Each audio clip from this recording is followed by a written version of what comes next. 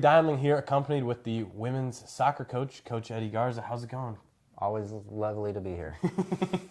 Well, we missed last week due to the golf outing that our athletic program had, so we'll cover this week and last week as well as kind of keep everyone up to date. You guys picked up 4 points in conference play over that stretch, had that tie against St. Norbert and that huge win against Lakeland. Kind of talk to me about the positives from those two matches first. Yeah, pretty straightforward.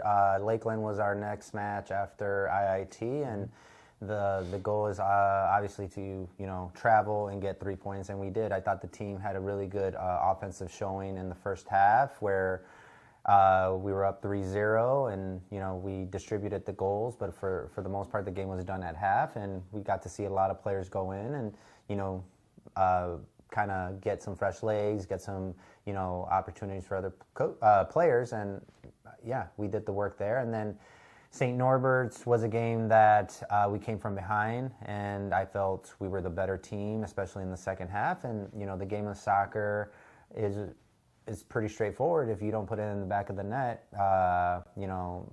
the results won't change. So although we dominate the game, we still got a point that will play a part in us qualifying to the conference tournament.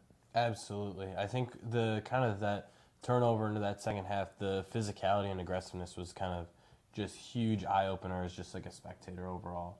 Is that something that you guys kind of talked about in between, or is that just kind of one of the leaders in the program just kind of flipping the switch for everybody, you think?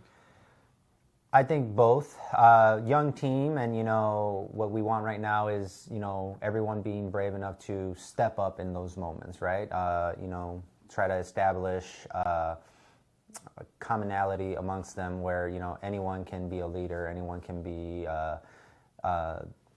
in essence the person driving the energy. But at halftime, we got an early corner and scored early, and that just really drove the momentum and brought the energy. But in that game I didn't make a lot of line changes, and I also switched the formation to be super attack minded. We did have a little bit of a win factor that we wanted to take advantage of, and again we got back into the game, so we were able to save the point, but I thought that we had opportunities to win it. Awesome.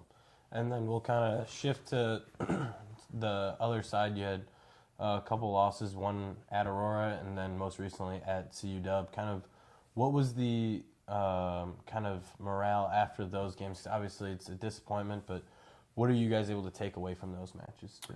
As a coach, my takeaways are it's good.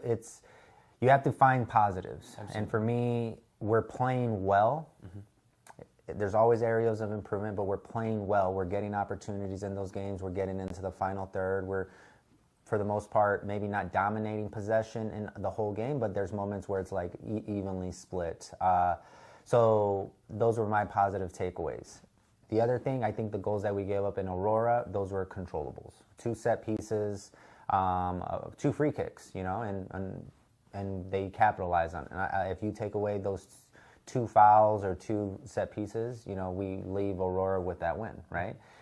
And again, we gave up the second goal late into the second half. I think there was like less than 3 minutes left. So that is hard to keep morale up, but for the most part, we got to really reflect and say like, hey, we're doing what we are supposed to. We just got to change a few things. Going into CUC, I feel we had a good game plan. We had good execution.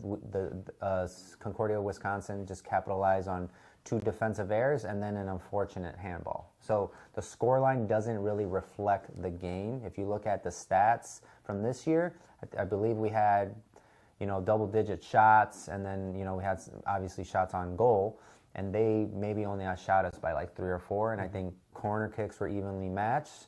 And the game was decided by those small errors. So to me, again, those are positive takeaways, although the scoreline doesn't reflect that. Yeah, it's hard sometimes, but it is kind of what you have to do in those games to kind of keep on moving. We'll keep on moving as well. You guys have your bye week this weekend, so it kind of gives you guys a chance to maybe reset, regroup a little bit before Benedictine What's the overall plan for this bye week, you think? Yeah, to give the players an opportunity to just get their legs, a little bit of a rest. We've been going since preseason. Yes, we have rest days, but you as an athlete, a rest day sometimes is catching up on homework and things like that. So it's like to have 2 rest days and to just not have anything on your calendar that's school or soccer related, I think is just a huge opportunity to refresh at the right time where we need to go on a run.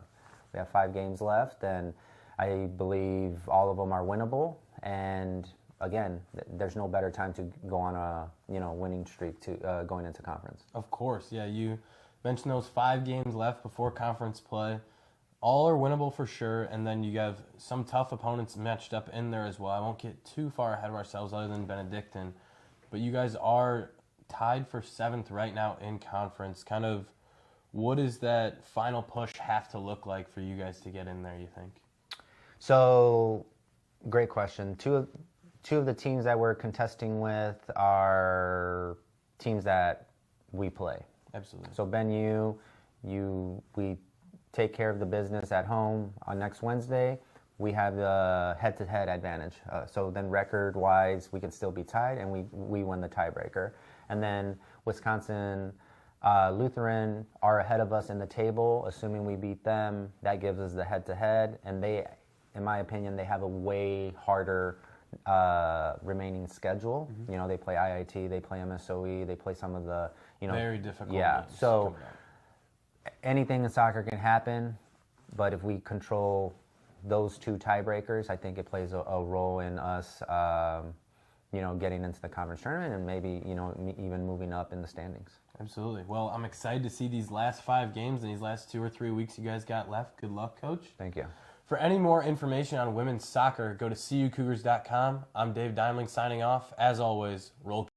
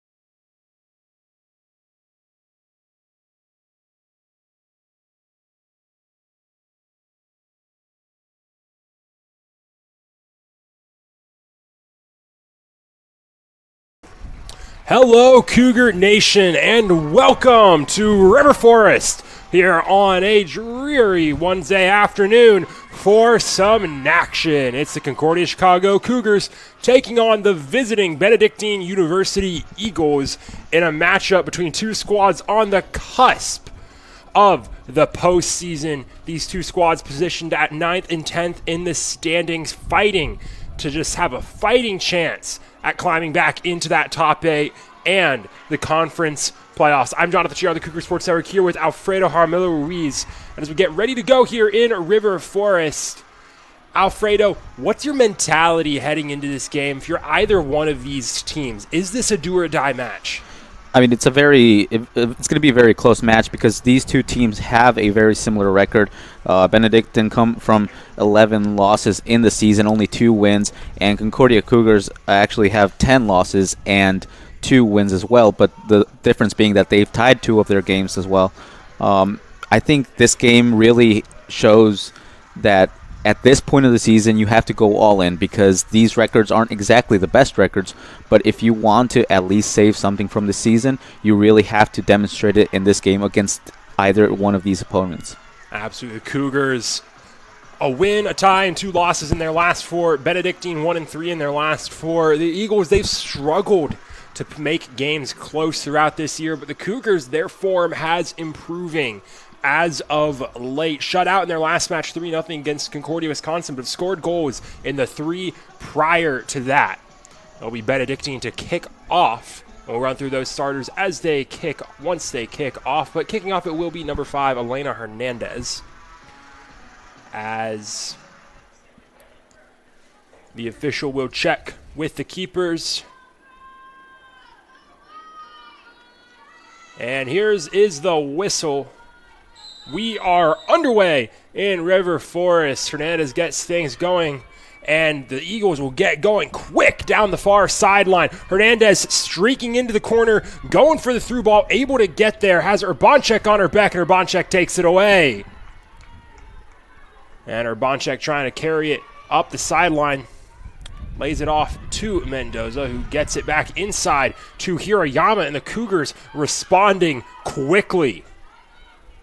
Hirayama down the sideline trying to keep it going. Martinez gets there. Martinez tries to cross it in, knocked down, and picked up at the goal line by the keeper, Marissa Amador. That'll bring us to our starters for the day. For Benedictine, out on the field, number 2, Alex Parrish. Number 4, Kayla Knudsen. Number 5, Elena Hernandez. Number 7, Kaylee Ludwig. Number 10, Stephanie Mondragon. Number 15, Olivia Smitch. Number 16, Ava Hutko. Number 17, Sabrina Cox. Number 18, Sam Bennett. And number 19, Natalia Ohab. As Cougars are tagged with an offsides, we'll run through those out on the field for the Cougars. In goal, back in goal for Concordia. Missed a good chunk of the season. Number 0, Naomi Gonzalez. Alongside her, it's number 4, Mia Hirayama. Number 6, Lorenza Mendoza. Number 7, Izzy Fairless. Number 9, Reagan Espinoza. Number 11, Alexa Martinez. Number 12, Erica Flores. Number 17, Grace Chavez. Number 23, Angelina Moreno. Number 24, El Wheelock. And number 32, the aforementioned Julia Urbanchek. As Wheelock steps on that, it'll get all the way back to Urbanchek, and they'll pass it around the defensive front. Yeah, like you said, Naomi Gonzalez is back. It's nice to see that she has recovered from her injury, and we'll see how she can finish off this season. Cougars able to clear that one out to midfield. Moreno trying to take possession, and she does. Has a little bit of space as she cuts past midfield. Plays that up to Espinoza. Espinoza, good chunk of space on the sideline. Gets it down to Chavez in the corner. Chavez trying to cut into the box. Chavez can't cross it in. Blocked down by the Benedictine defense. That's out of bounds off of Chavez. Throw in Benny.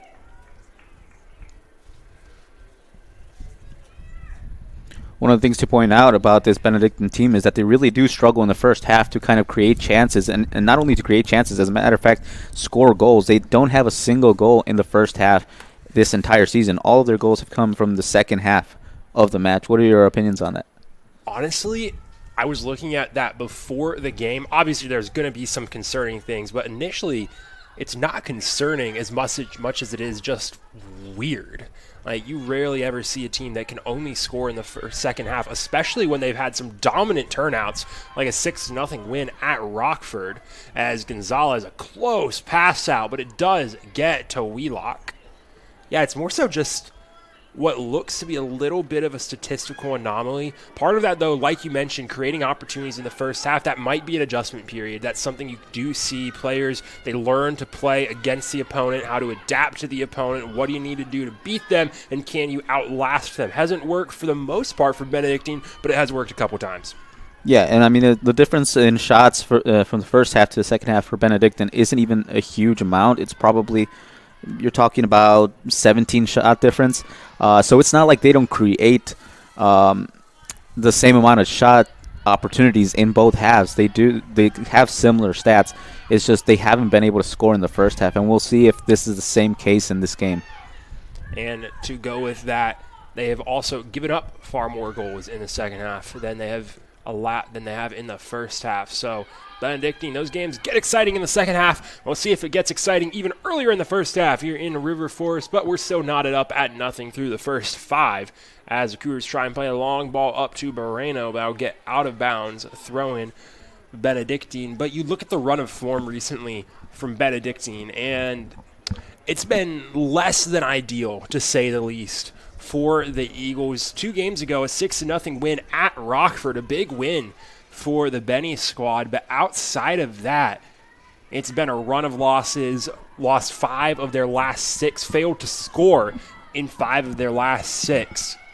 In fact, the only 2 games that they have scored in since conference play started were their wins over Lakeland and Rockford. Every one of their other conference matchups has been a shutout.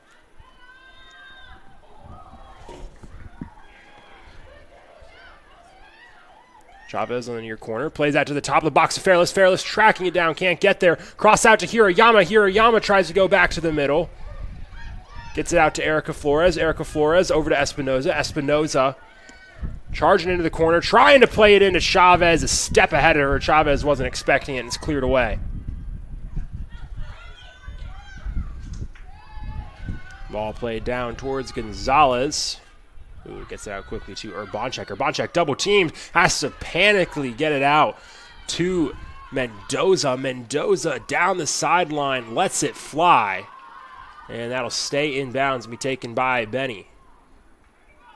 Loose ball. Fairless will pick it up, so it's back to the Cougars. Fairless lays that off to Martinez. Martinez, nice cut to get around the defender into the corner. Martinez crosses it in on the ground. It's still loose on the ground and finally cleared out.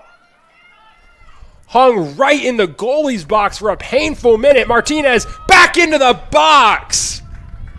Erica Flores, a sliding chance, and just misses the ball.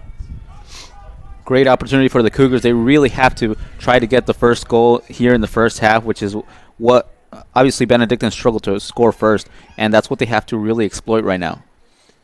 It's a great opportunities. The Cougars applying a lot of pressure right now. Moreno trying to get into the box, goes to ground. Now ball out. Mendoza fighting for it with Knudsen. And we'll get out of bounds. Cougars throw. Concordia retains possession. I will say, if you just look at Benedictine's record this season, it looks pretty, bad, but it looks even worse when you realize that in one of those games, they scored 6 goals, meaning that in the rest of their games and all the other games that they've had, they've only scored a combined total of 3. But here's an opportunity to make a run. Knudsen throwing that all the way up to Hernandez. Hernandez rips it! And it's in! Elena Hernandez from range slips it past Gonzalez, and the Eagles are up 1-0. Yeah, it's an unfortunate error from Gonzalez. I mean, it happens when you've been out of the game for a while. You lose confidence. You lose that quick reaction mentality for a while. Really unfortunate, but we'll see. We'll see how they can recover from this. You want to talk about an announcer's jinx, Alfredo. Right on cue as you talk about the Eagles' offensive struggles. They strike first and go up 1-0. just 7 minutes into the game in River Forest. So Benny playing in front. Yeah, that's the first goal that they have in the first half all season. So I guess you're right about the announcer's jinx, just as I was saying it. Now I can't say it no more. Hirayama over to the sideline. Martinez plays it into the air. Loose on the ground, and the Eagles give it up. Erica Flores making a run to the top of the box, trying to keep going through traffic. It's deflected into the box. No one knew where it was.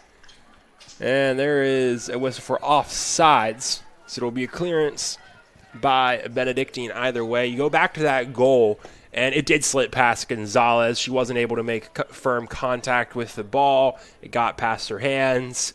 But it was just a quick run. The Cougars, they'd gotten comfortable applying the pressure up in the attacking third.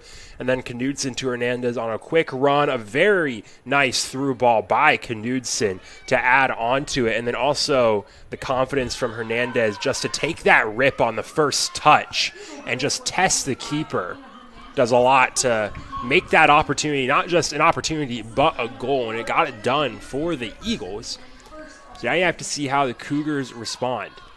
Yeah, and with the high pressure that the Cougars are applying to this Benedictine team, the only way that Benedictine is going to really get back up there is with counterattacks, and that's exactly how the goal ended up happening. Yeah, you talk about high pressure. You look where Hernandez has been this entire game. She's pressing the back line, staying as high as she can, sprinting to apply pressure when a ball is being passed around by the defense, not giving the Cougars defense a minute to breathe. So you talk about counterattacks. That's part of a successful counterattack is having a forward to apply that pressure. Reno crosses that into the box. It's on the ground and in! And that is how the Cougars respond. Grace Chavez tips in the cross past Amador. And the Cougars have tied it up. It's 1-1. It's a great header from Grace Chavez, her second goal of the season. And, I mean, this is a great response from the Cougars, just making sure that they right away recover and go forward, try to score another one and another one and another one, and just finish off this game early on so that in the second half they don't have to suffer and struggle like they have in other previous games. And Benedictine will pass it all the way back to Amador. And it's an iffy pass out from Amador. Cougars applying high pressure immediately. You go back to that goal from Grace Chavez. And that goal scored. We've seen the Cougars get opportunities like that, that cross in that isn't just a cross, but it has slipped through the defense and gotten to ground in front of the goal. The Cougars hadn't been able to convert on one yet. They finally get it through with Chavez, who misses that touch as it gets out of bounds. Yeah, something surprising about this Cougars team is that one of their strengths is actually crosses, because they're not exactly the tallest, players out there. Grace Chavez especially is 5'4", and they usually win the headers for some reason. It's one of their strengths that we've seen throughout the season. And honestly, going back to that Chavez goal, it wasn't as much of a height touch as it needed to be. A lot of these crosses in have been pretty eye level, chest level, and they've just been slipping through the defense. They've been nice crosses with some sauce on them, and they've gotten through the defense. They've split the gap, and the Cougars have finally taken advantage of one of those after getting a couple of them early. And it's a great response from this Cougars team, too, to just even it up at 1-1, to not go down easily and show some fight and keep on fighting. Yeah, those lower crosses are a lot harder for defenders to get because they're very quick. They're not like the ones that go over the air, and then you have time to really adjust yourself and get it out of there. No, it's a lot more difficult because it's a lot quicker. Yeah, and in the same angle for that keeper, it's so hard to track those low crosses. Urbanchek double-teamed. Actually, it's El Wheelock double-teamed, loses possession. There's a through ball to Knudsen. Knudsen touches back to Ludwig. Ludwig central. One dragon into the corner to Knudsen. Knudsen into the box! And Gonzalez dives to grab it out of the air. Quick rollout, and this Cougars team will get moving right away. Yeah, you go back to those chest level crosses. Those are so hard to track as a keeper, especially when that box is packed. You have all the bodies in there. You lose track of where it's going. It looked like Amador didn't see where the ball was until it was already bouncing, and honestly a slow bounce towards the back side of the goal. And if you're positioned at the front side of the goal for that cross, there's just not enough time to get over there. Yeah, and then we saw Naomi Gonzalez with the crossover here on the other side as well. And I'm glad that one thing that I liked about the Cougars team is when that first mistake was made in the goal from Benedictine, they didn't just go back onto the field and start playing again. They went over to the goalkeeper and kind of motivated her, because that's what you need. You need to give your keeper confidence after not being in the game for a while because of an injury. Hernandez just plays it into the box. Gonzalez easy out to pick it up, and she will send it away.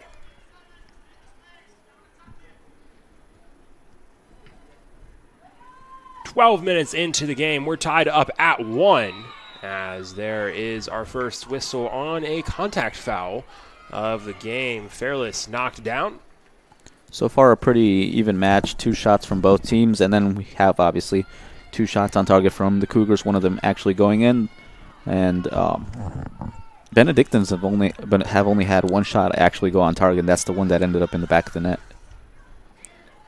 Wheelock can't clear it out. Cleanly knocked down by Smitch. Smitch chasing it down, trying to get past Wheelock. Smitch gets the possession, gets it out to Mondragon. Mondragon trying to cross it all the way over to Knudsen. Slow roller. Knudsen, one-timer, grabbed out of the air by Gonzalez.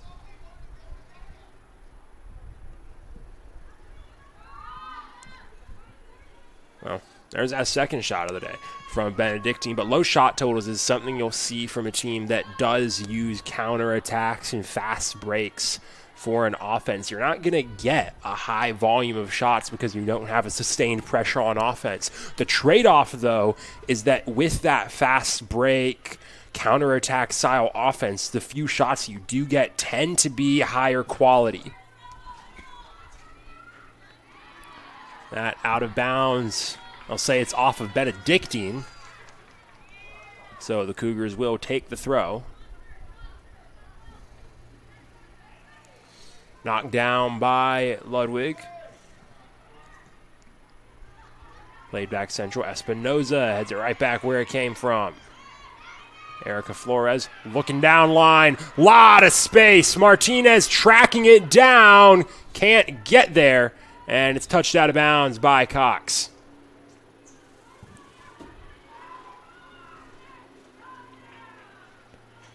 Martinez will take the throw herself.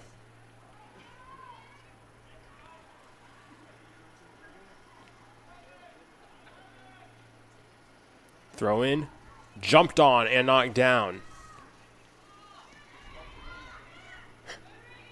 Mondragon looking upfield. Urbanchek running in for a takeaway. Takes down Mondragon. She'll go down. That'll be the first contact foul tagged on the Cougars.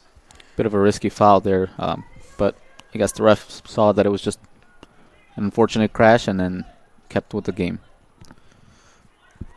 A late lunge on a ball already gone as that free kick sent middle, and headed over the Cougars' defensive line. Espinoza tracking back and sending it upfield out of bounds.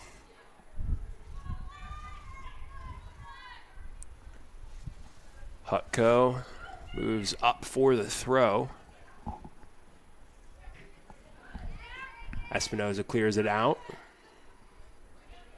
Chavez down the sideline to Moreno, and Moreno gets around the defender. Moreno going for a run, trying to keep going, still going all the way into the corner. Soft cross into the box. Chavez is there, but it's cleared out of bounds. Yeah, Moreno's been one of those really important players that have come in this season as a freshman and have really made a difference. She's the top goal scorer for this team, 3 goals already this season. And we'll see if she can expand that amount of goals a little bit more this game, which is a great opportunity for her. She's had a few chances, really locking her down back in the defense, but still very early on in the game. And whistle blown Foul tagged on Benedictine, and it's our first card of the day. A late foul tagged on Kaylee Ludwig. And the Cougars will have a free kick right outside of the box. Yellow card issued to Eagles at number 7, Kaylee Ludwig. 5-man wall being built. Oh, more like a 4-man wall, and then 2 free defenders. This is a perfect shot for Alexa Martinez. Cougars, Right-footed shot. Couple bodies right in front, couple bodies on the backside to crash.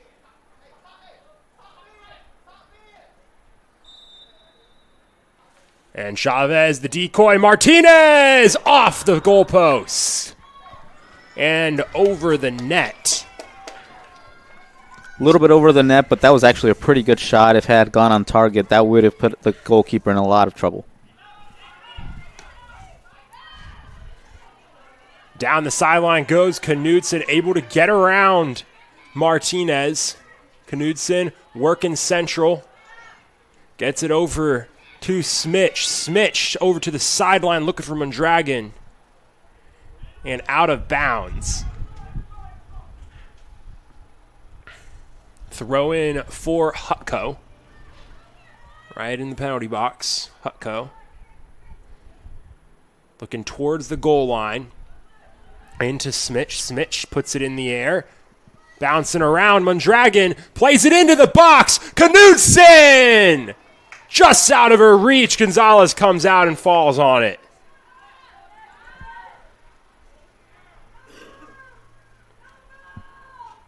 Gonzalez will send it away.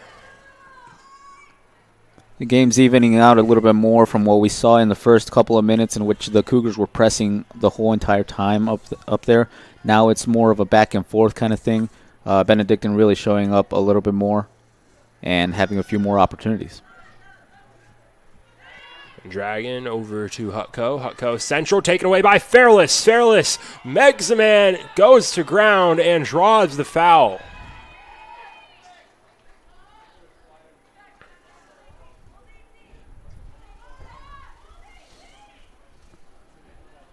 Hirayama looking to the sideline to Martinez. Martinez tips it central for Fairless, and it's cleared away.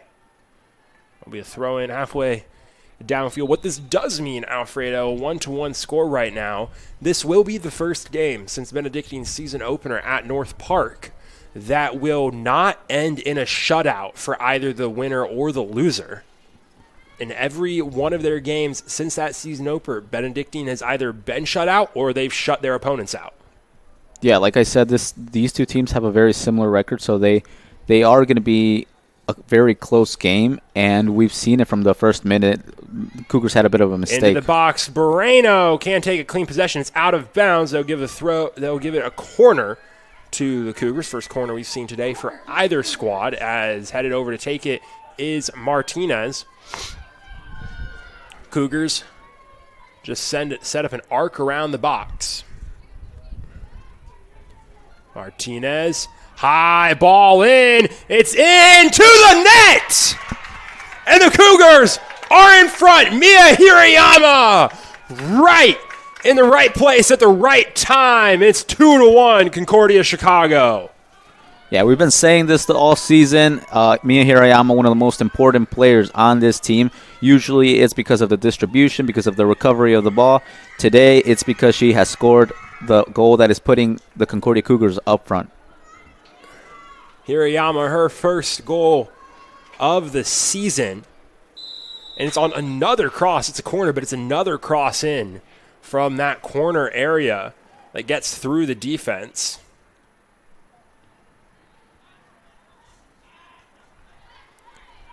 Fairless plays that back to Wheelock. Wheelock up to Natalie Flores, who's subbed into the match. Martinez has it taken away from her by Bennett. And it looks to be that might be where a gap and weakness is in this Benedictine defense is crosses. They're struggling to just get contact and clear those out. Yeah, this is a perfect thing for the Cougars because, like I said earlier, the Cougars have a bit of a strength in those crosses in actually winning them, and Benedictine seem to have a deficiency in actually trying to defend them anytime that they have opportunities. Moreno, another opportunity to cross it. High arcer to the backside. Natalie Flores is there. She'll try to fight for it. Push to the sideline and losing it out of bounds. Throw in for the Cougs. Espinoza downfield to take it. Looking for Moreno. Tapped out to Espinoza. Espinoza just rips one. Snagged out of the air by Amador. It's a great opportunity. I don't know if it was a cross or a shot, but either way, that would have put the goalkeeper in trouble if she had let it slip through. Hirayama will head that back the other way. I mean, you look at the Cougars team that we saw earlier this season that struggled a lot on offense to start their year, and you look at it now, that's kind of where one of those differences is, just the confidence to take a rip from deep. As that ball will get into the box, Gonzalez has to get it out quickly. Took a bit too long with it.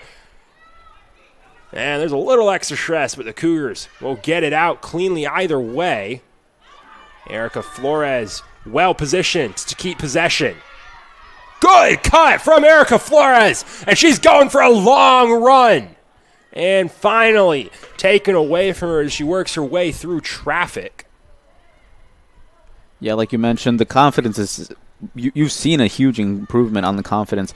First few games, they were really struggling. They were kind of doubtful about whether to give a pass or a shot. And then now we have a completely different face for this Cougars team. They give passes that are absolutely incredible. They take shots whenever they have the opportunity. Coach Eddie Garza has done a fantastic job in really building up this team. It's confidence and it's instinct. It's you build up those winning habits to make the pass on a one time, make the shot on a one time, and you see more and more of that as these players have gotten more experience through the year. And obviously their record doesn't reflect that like you would want it to, but there is a very noticeable improvement through the year for this squad. Gonzalez puts that out towards midfield. It'll take a couple bounces. Moreno trying to take possession. It'll get back to the defense. Yeah, but like I mentioned early on in the season, it's a very young squad. A lot of these are freshmen and sophomores, so they're kind of getting the hang of college sports. So I see that this improvement could just get better and better throughout the years. Fairless trying to turn that, ends up going out of bounds, tipped off of Ludwig. It'll be a throw-in for the Cougars down in their own corner. Martinez, long touch taken away by the Eagles. There's especially a few players that this Cougars team can build their team around, and it's Moreno. Here's a through ball to Natalie Flores, one-on-one with the keeper, and it's wide. Just a couple inches as she finally gets up. Natalie Flores, a golden opportunity. Yeah, that shot should have been a cross shot. I don't know, maybe to farther post. It's not really a good idea when the keeper is closer to your own post to shoot it there. I mean, from our angle, it looks that way. It looked to be just more of a central shot, but it's kind of shot that, honestly, I just want to see chipped over the keeper. We've seen that a lot from the Cougars. They've had opportunities like that they haven't converted on, and every one of them, the keeper has gone to ground once in a while. You just got to chip that up and just play a nice, soft ball that's bouncing over the net. As Cougars, they'll still keep the pressure up in the attacking third. Martinez back to Hirayama. Hirayama over to the sideline.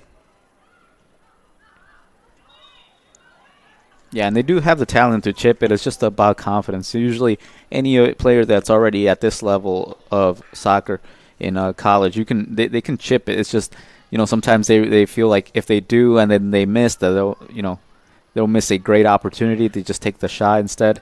And, well, in this case, it didn't go in. So I mean, it's confidence. It's also just habit and instinct. It's much more natural to just play a hard ball on the ground because it's the easier shot to take. It's much easier to control that, and at that point you're so focused on controlling the easy opportunity that you like that shot more. Hirayama will take that loose ball away, plays it back to Espinoza. Espinoza to the sideline to Flores. Flores turning it back in. Flores all the way to the middle. Flores, now she's moving up. Flores sticking with it, plays it to the corner to Mascari. Mascari chilling in the box, tries to play it on net. It's cleared away. Slow, loose ball. Good set from her. Bonchek. She'll go for a run now. Playing to the corner to Flores. Natalie Flores going towards the baseline. Loses possession. And it's taken away by Parrish.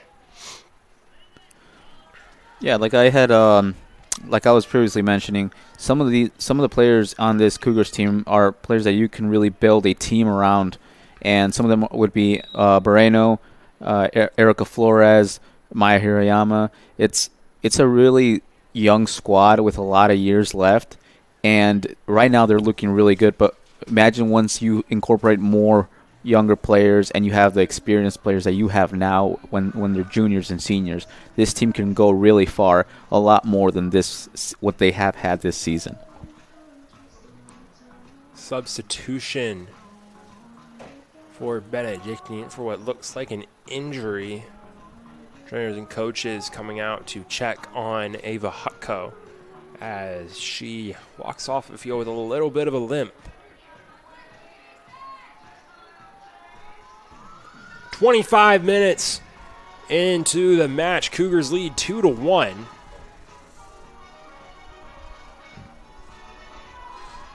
It's Cougars' possession. They'll have the throw once we resume play.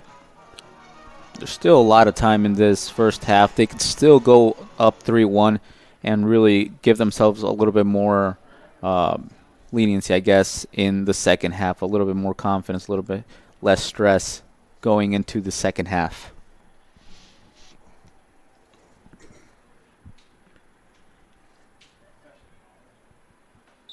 So we are a go in River Forest. Espinoza, long throw looking for Cazares. Cazares touches it down. Chavez is there. Chavez turning. It's Martinez who takes a rip, actually. Headed right back out to Martinez. How about a second time? Martinez trying to stay with it. Loose ball goes to Fairless. She'll rip one. And that one goes out of bounds. It's another corner kick for the Cougars. So now Sofia Cazares will head over for the corner. And this time the Cougars just pack the top of the box. It's another opportunity in where they can, exploit their strength of crosses. Cazares into the box, punched up in the air. It's still loose in the box. Still loose in the box. Mascari tries to take a shot. Now Wheelock still loose. Finally cleared out by Benedictine. It'll be a Cougars throw in the corner, but man, that was a painful minute for the defense. Martinez, quick chip into the box. Cazares, quick turn, straight at Amador.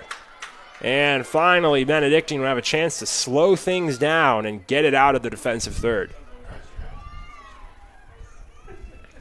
Yeah, that corner became a bit of a mess right there, but they almost scored the third one, and they just have more opportunities right there. They really have to try to use as many as possible.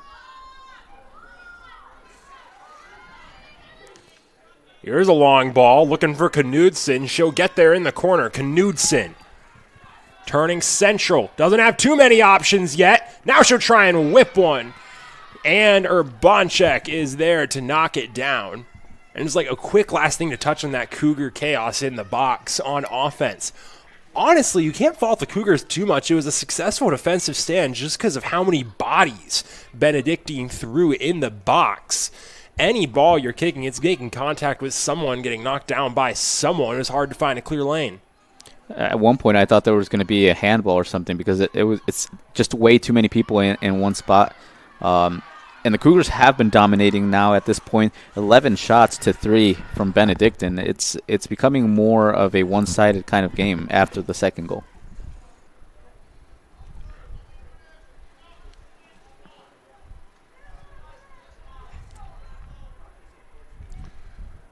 Schlisman throws it into Maskery, playing that towards Natalie Flores. Long touch, cleared away.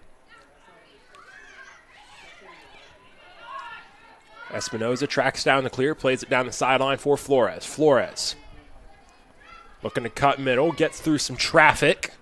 All the way to the middle. Tried to play it to Cazares, but it's behind and taken away. Now Knudsen down the sideline, gets past Schlisman. Knudsen on a sprint towards the box. Trying to work her way through a double traffic now. Just has to play it out to Ludwig. Ludwig turning around over to Smitch. Long shot grabbed by Gonzalez. Yeah, at this point, Benedictine are just trying to take shots from as far as possible because they are struggling to get through. I mean, taking shots from 30 yards out, not exactly the greatest opportunity, but it's what they have right now. Maskery trying to keep it in. Does so. Hirayama now. Looking middle for Cazares. Cazares has it taken away, but it's out of bounds. Throw in Cougars.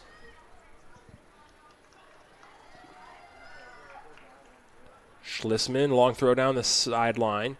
Gets to Cazares. Slow dribbler towards the sideline. Cleared up field. And that pass will go to Martinez. So the Cougars keeping the ball past midfield.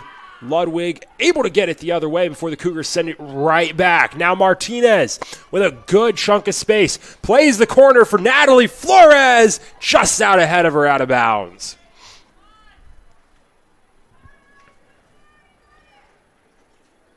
Quick throw in. Slow bouncer. Out of bounds. Cougar throw. Yeah, the Eagles just struggling a little bit to maintain possession once they take it away. As it looks like we have a substitution for Concordia. Out of the game goes Alexa Martinez. And into the game comes Luciana Moran Cruz. Espinoza plays it into Cazares. Cazares push towards the sideline, trying to turn it middle. Loose ball, but it's picked up by Natalie Flores. Natalie Flores out to Espinoza. Espinoza working her way towards the middle. Tries to cut back and plays it to nobody. As that'll get cleared central. Urbanchek, she'll take possession. Urbanchek, long rip straight at Amador. Oh, the Cougars are just firing them into the box at this point. Yeah, they're trying to test the keeper. They know that they want the third goal and try to finish this game off in the first half. But, I mean, they really have controlled most of this game. Benedictine have really not had too many opportunities to make a difference. Pass back to Gonzalez. Has to get it out quickly. Now Wheelock working towards the sideline. Gets it over to Espinoza. Espinoza has to play it back to Wheelock, and Wheelock will clear it out of bounds. This is actually an example of why that insurance goal is all the more important for Concordia in this game, because when you're going up against a counterattack, fast break style offense, that one goal lead, even if you are controlling the pace of play, can disappear in just a 30-second possession because of how quick the fast break offense plays. Yeah, and given that this Benedictine team create most of their opportunities and almost all their goals in the second half, I think that it would be best if Concordia scored the third goal, so that in the second half, if this does happen, in which Benedictine take a little bit more initiative, that they at least have that cushion of the third goal to really. There's a loose ball in the box. Espinoza can't clear it out cleanly the first time. She'll get it out the second time. She just carries it up the sideline, still going before sending it over to Cazares. Cazares past midfield, chopping back and forth, tapped back towards Espinoza, who just boots it out of bounds upfield.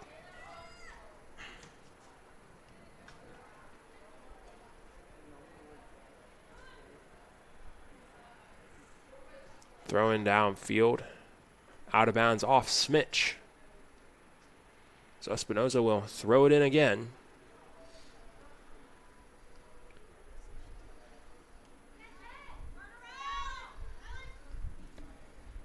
Long throw for Moran Cruz. Moran Cruz working central. Plays it in, looking for somebody. Maskery trying to track it down. And it's cleared away by the defense.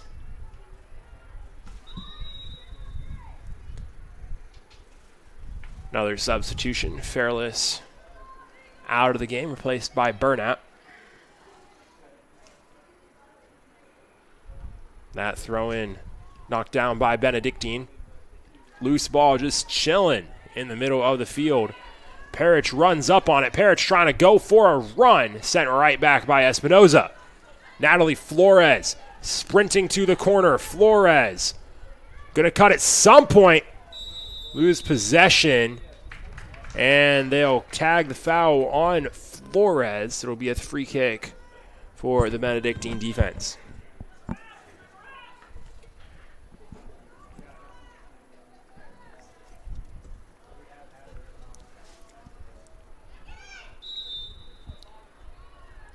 And it'll end up right back the other way. Elena Hernandez, a handball on her first touch off the free kick. So Burnap will get a free kick, trying to get it over to Urbanchek. Urbanchek cutting right back where it came from. Urbanchek going for a run. Gets it up to Natalie Flores. Natalie Flores playing central. Picked off by Ludwig. Now Smitch. Long ball upfield, was looking for Hernandez. It's knocked out of bounds by Espinoza. Cougars defense can backtrack, and the Benedictine offense can push up. The Eagles slowly taking control of the pace of play in the last couple of minutes. Mondragon throws that into Ohab. Ohab plays it into the box. Gonzalez dives and reels it in on off the bounce.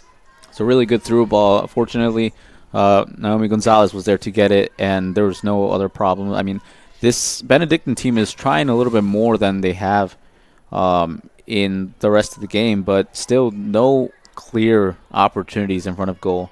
I think Gonzalez had to make a tough save on that one, but honestly, it was more of a shot than a through ball, and if you play that as more of a through ball and further away from the goal, more towards your attacker, honestly might have been a very clear opportunity for Benedictine. You had the defender be off the backside.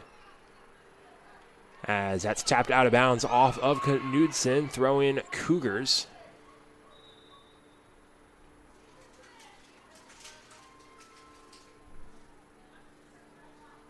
They're trying to play a free kick. Coach Garza saying that the line judge was saying it was on the ground. Hirayama playing the line for Maskery. Maskery working central, taken away. Ludwig over to Pewitz. Pewtz into the box. Schlissman plays it back to Gonzalez. Gonzalez whiffs on the pass out, but Urbanchek's able to get it. Urbanchek, a lot of space to run. Pass midfield. Julia Urbanchek will let it fly towards the corner, and it's taken away by the defense. Urbanchek running in on it. Taken away again. This one cleared all the way upfield to Knudsen. Knudsen towards the sideline. Now she'll play the corner ball for Hernandez. Hernandez will get there. Hernandez turning back. Playing back for Knudsen. Knudsen trying to play central, and she misses the pass. Cazares takes away, gets it to Burnap. Burnap, a lot of space now. Burnap playing it in for Natalie Flores. Another opportunity. This one's in. Redemption for Natalie Flores. She wins the one-on-one the second time around. And the Cougars extend their lead. It's 3-1 Concordia. Yeah, that's perfect right there from Natalie Flores. We saw that she had missed an opportunity prior to that. Now she redeems herself. Fantastic goal, fantastic run. The fact that she doesn't get bullied off the ball is even better. And it was a great finish. Honestly, this third goal for the Cougars is a amazing thing going into the second half, because now, given that Benedictine create most of their chances in the second half, they won't be as stressed to keep the lead. Cougars leading by 2 with 7:30 to go in the first half. And they're right back to applying pressure. Burnap. Short pass over to Espinoza, almost taken away by Putes, but it will get out of bounds. Honestly, the best thing that the Cougars can do is just keep pressuring and look for that fourth goal. I mean, if you can finish off the game in the first half, it's even better. Espinoza, long throw, high throw, headed out of bounds by Ohab.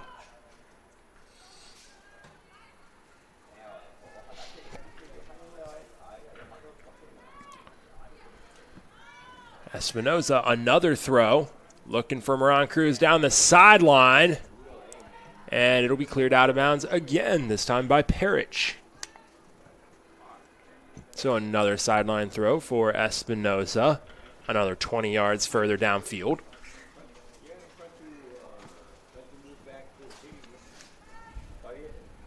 Espinoza looking for an option, pump fake, now gets it into Casares. Casares passes middle for Burnap. Burnap looking for Flores. Step ahead. Hirayama heads it back in.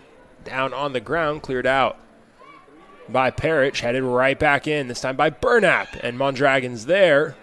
And Burnap will take it away. Trying to play across field for Maskery. Nice step by Bennett to clear it out. Now Knudsen playing this way towards Putes. Putes taking her time, picking an option, trying to get it to Smitch.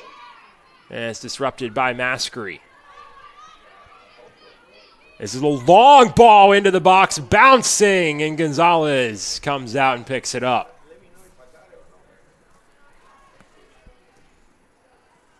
Maskery unfortunately hasn't had too many great passes or opportunities to go in and attack down the middle.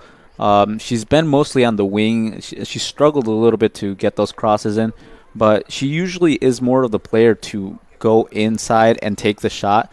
And a lot of the times, those passes that have been given to her have been a little bit short and have not really gotten to her, or not even in the best position. So let's see if we can probably get better opportunities for her in this end of this first half. Just under 5 minutes to go in the first half. Throw in for Benedictine down in Cougar territory. It's Knudsen setting up for the throw. It'll bounce into the box. And it'll be a penalty. Handball tagged on Julia Urbanchek. Very unfortunate, honestly, especially going into the end of this first half. Getting a penalty is not ideal. We'll see if Naomi Gonzalez can do anything about it. I mean, it's really unfortunate. It'll be Kaylin Knudsen, a chance to shorten the gap to just 1 goal.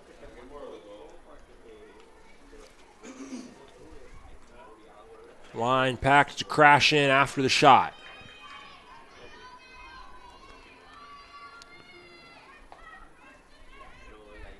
Gonzalez ready to go. Whistle. It's fair game. Knudsen stubborn and in. Kaylin Knudsen top bins, hits the gritty, and they'll head to midfield as Benedictine shortens the gap to 1. It's now just a 2-3 game in favor of Concordia. Yeah, it's a fantastic penalty. Straight into the top corner. Nothing the goalkeeper could do, even if she dove that way. It was a fantastically taken penalty. I mean, usually you see players when they're right-footed, they cross it to the other side. But this time it was just a well-placed penalty. Hirayama trying to get things going quickly. I mean, you can say, it was a fantastic shot, but also the stutter step to kind of throw off Gonzalez's timing on her jump as well. And does a lot to help you get that side of the net open. Yeah, with the stutter step, if you really master it, it's fantastic. It's really a good thing. There's players who try it and it actually plays against them and they end up shooting it over the goal. But if you have done this before and you already mastered that kind of style of taking penalties, it's a great resource. Out of bounds, throw in for the Cougars down in the attacking third. Concordia still applying the pressure with 4 minutes to go. Her first of the game, fourth of the season. Into the box. Smitch trying to find somewhere to clear it out. Eventually it is booted out of bounds, but it's off the Cougars, so throw in for Benny. Smitch can't get to the throw. Out of bounds. It'll be a Cougar throw.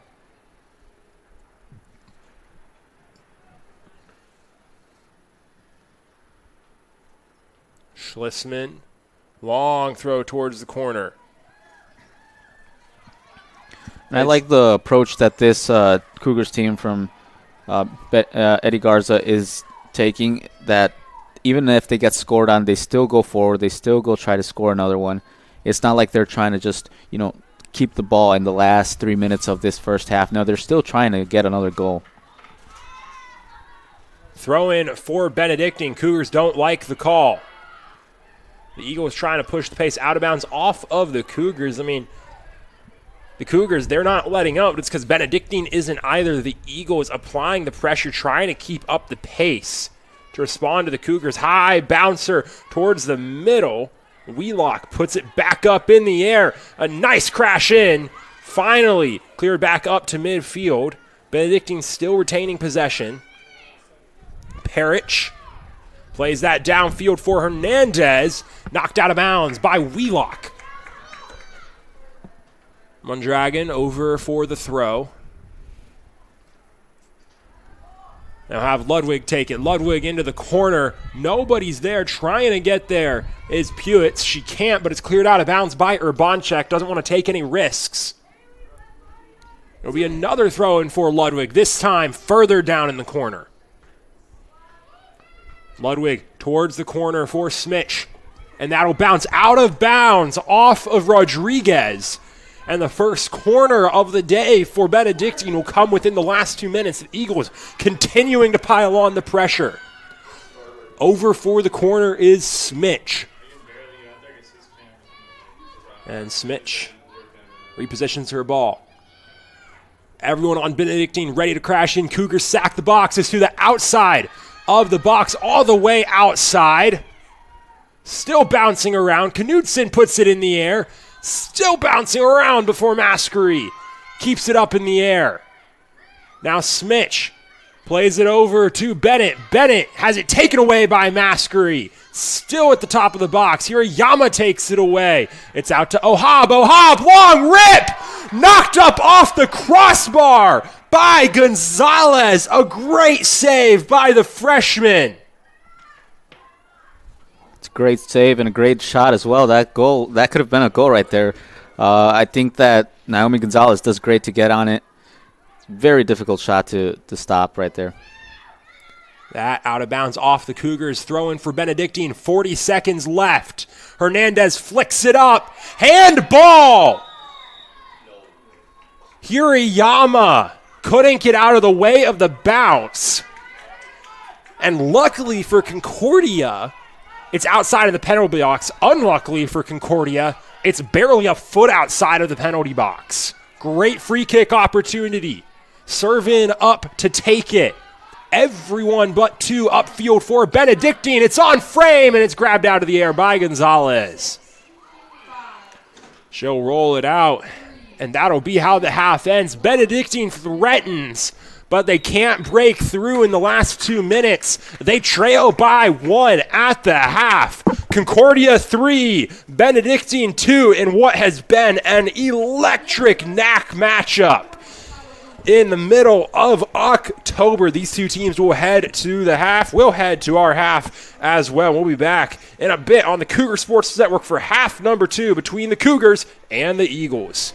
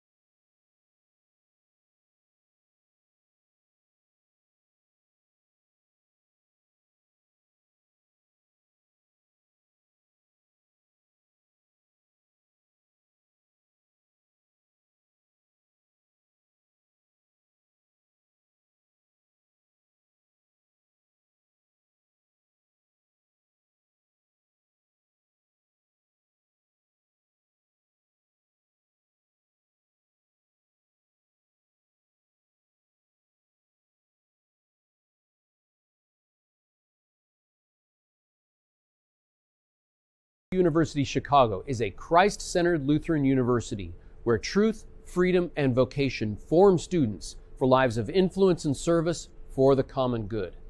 Our university offers a wide variety of undergraduate and graduate degree options that are available in person and online. That means we have a program designed for you. Whether you're a high school student, an adult returning to complete your degree, or someone looking to enhance your credentials and prepare for career growth. As a member of this university community, you'll also find support in your spiritual and personal life so you can grow in the faith and discover ways to serve others. To start your next journey with us, visit cuchicago.edu today.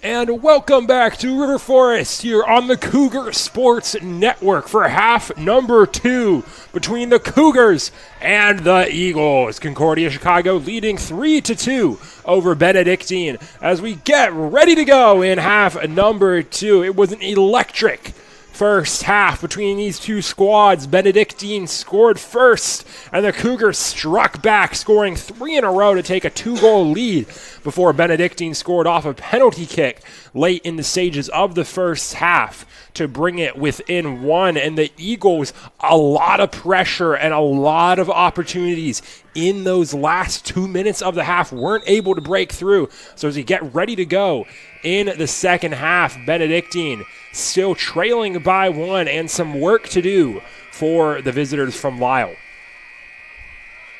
Yeah, they ended up the first half actually kind of struggling with that last opportunity from a free kick. The Cougars have, however, managed to control most of the game except for obviously those last few minutes. Knudsen able to get around Schlissman, working her way to the middle of the field before she loses possession. Natalie Flores plays that central to Hirayama. Hirayama playing up to Moreno. The pass is behind her. Now Knudsen at midfield will play a through ball looking for Hernandez. It's too far to the right, and Wheelock's able to get there and tap it towards the sideline. And out of bounds, so Wheelock clears it away, gives her defense some time to track back. And we'll get to see why it is that in the second half, it's usually when the Benedictine scores all their goals. 9 of them exactly before this match. It's really strange to see that in the second half. Obviously, they score most of their goals. And then in the first half, the first and only 2 goals that they have been against the Concordia Cougars.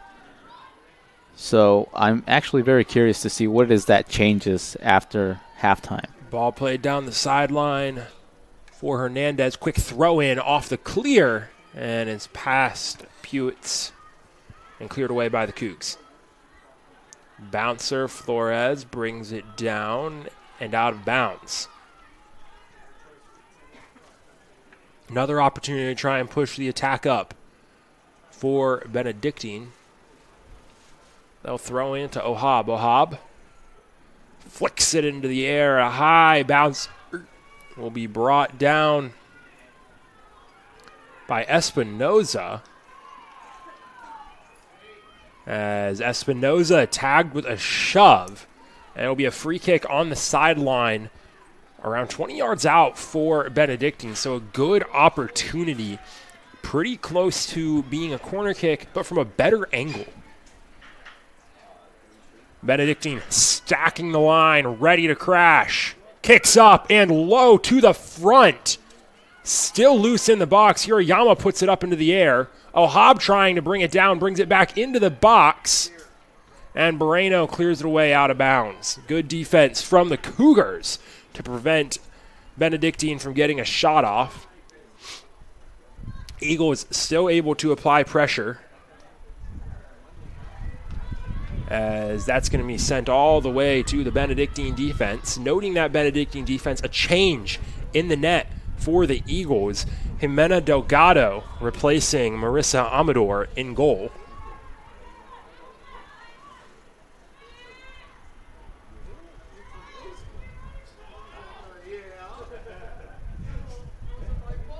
Gonzalez. Low kick to the near sideline and out of bounds. It'll be a throw-in for Benedictine. Bennett will come up to take it. Looking for Smitch. It's out of bounds off of Smitch. And will be a throw-in. Schlissman stepping up to take it.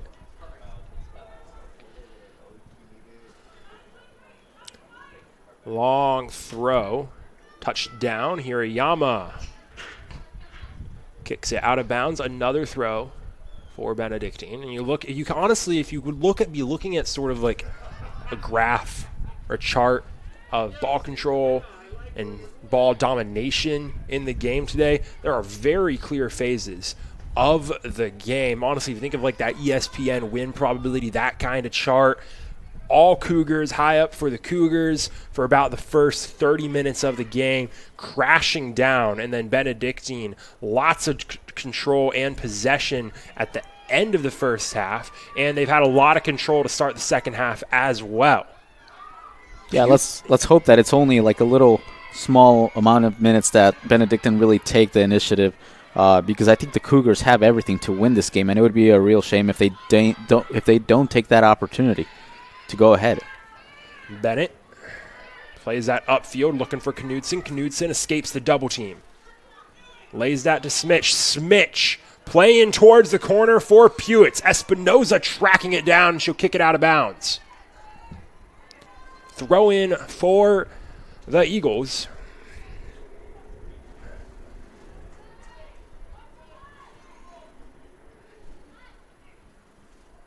Play it in to Hernandez. Hernandez loses possession, bodied off the ball. And that long ball will be knocked down by the Eagle defense. Moreno through ball to Chavez. Chavez carrying towards the corner. Chavez crosses and touched out by Servine. Now Martinez. Back to Chavez. Chavez trying to work her way towards the corner. Long touch cleared out of bounds by Bennett.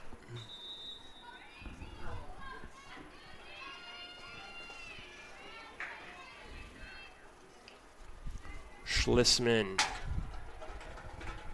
will take the throw. Give a substitution for the Cougars. Chavez out of the game. Stacey Maskery comes in to replace her.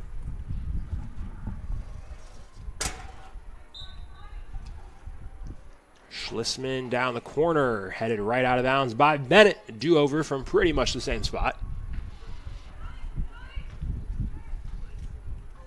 Now Schlissman will go more towards the box, looking for Erica Flores. Ball's down and cleared away. Pewitz under some pressure, trying to get it over to Knudsen. Bennett knocks it down with the face before Ohab trying to work around. Martinez rolls it out of bounds. Throw looking for Moreno. Moreno trying to turn it. Moreno turns it middle. Moreno, lot of space. Top of the box. Moreno too long. And it's cleared away and a whistle blown.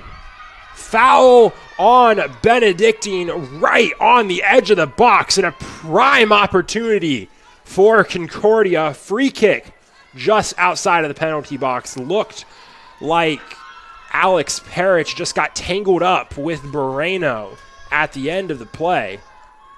I think Moreno could have taken a shot from that distance, but I mean, at the end of the day, you have an opportunity like this one, and you really can't complain about it. It's a perfect placement for a free kick. Martinez setting up about 20 yards out. It's a three-man wall four-man wall for Benedictine. Cougars 2 middle, 4 backside to crash. All but 1 back on defense for the Eagles. Martinez makes the run, takes the shot, and nails it! Alexa Martinez to the top bins! And the Cougars are up by 2 again. Unbelievable shot. We said it in the first half. Alexa Martinez takes some really good free kicks in the first half. It was just a little bit too high, and now she takes another one, and it's perfect right in the top corner. Nothing for the goalkeeper to do. Unstoppable. You can't make a better shot than that. On a free kick from that position, bent around the wall into the top bin. And the Cougars convert. They lead by 2 and have that 1-goal cushion again in what is turning into a shootout. Long through ball upfield into the box. Gonzalez able to pick it up.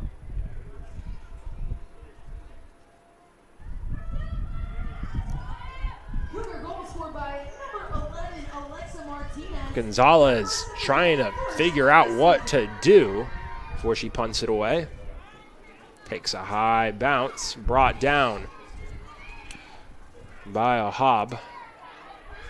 And the interesting thing is that would be Alexa Martinez's first goal, but I think she should be taking every single free kick that she can during these games. Any free kick right outside the box is just a goal-scoring opportunity for her with that amazing shot that she has.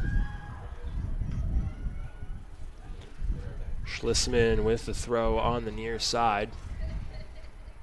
Gets it into Moreno. Moreno. Double team, trying to escape. Can't get out of it. Taken away by Smitch. And then taken away by Schlissman. Right back to Moreno. Cutting central. Playing over to Espinoza. Espinoza playing downfield. Trying to get it to Natalie Flores. A nice step by Mondragon to take it away before it's taken away by Hirayama. These two squads playing pinball between the 30 and the 40-yard markers before it's cleared out of toward the sideline, taken away by Flores. Now Hirayama working middle. Long through ball looking for Maskery. And it'll be another close free kick for the Cougars. Handball tagged on Sam Bennett. We'll get to see another opportunity to score right here from obviously Alexa Martinez. Well, I mean, it's a bit of a different position because she's right-footed, and right here it's more of a cross, but we'll see if she takes the shot or sends a cross into the box. Four-man wall for Benedictine. Same setup as the Cougars' last free kick, just flipped. 3 middle, 4 on the backside to Crash. Benedictine goes down to a 3-man wall. Martinez, wide of the post. And it will be a corner. Delgado clipped it as it went past her. And the Cougars will get a second chance off the missed kick. Cougars, they've scored off of a corner kick earlier in the game. And this time they load the back of the box to Crash. Flores putting pressure on the goal line.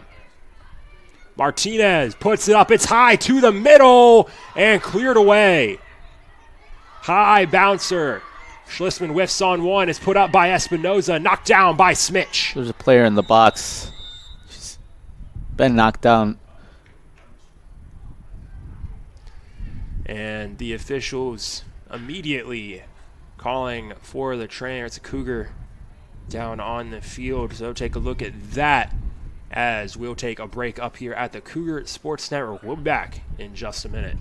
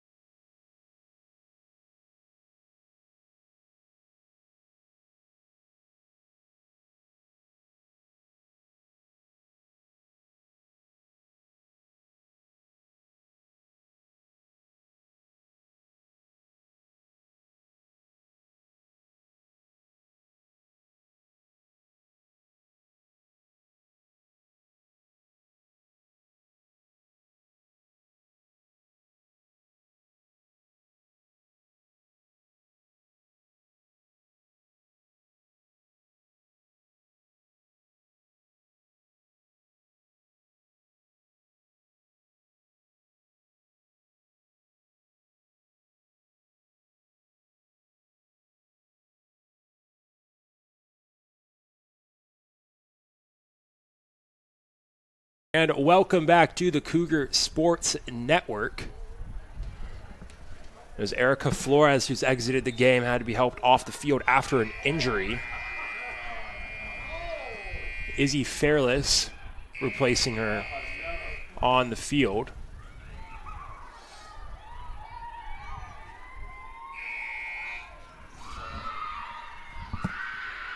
Ball still in the box, cleared away by Servine. They're having some trouble with the score clock here in River Forest.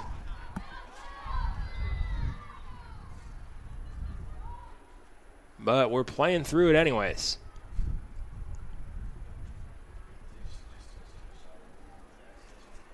And now it looks like they're checking on it. No, we'll keep playing. The official looks to be gotten the time back on track.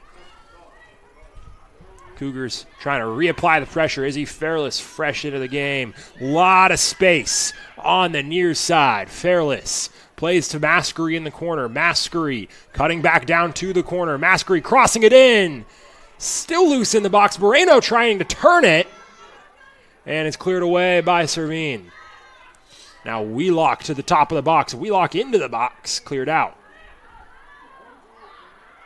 Smitch plays it downfield, just trying to get it into safe space. Martinez playing for Moreno in the corner, but pass is long, but it's cleared out of bounds by Parrish.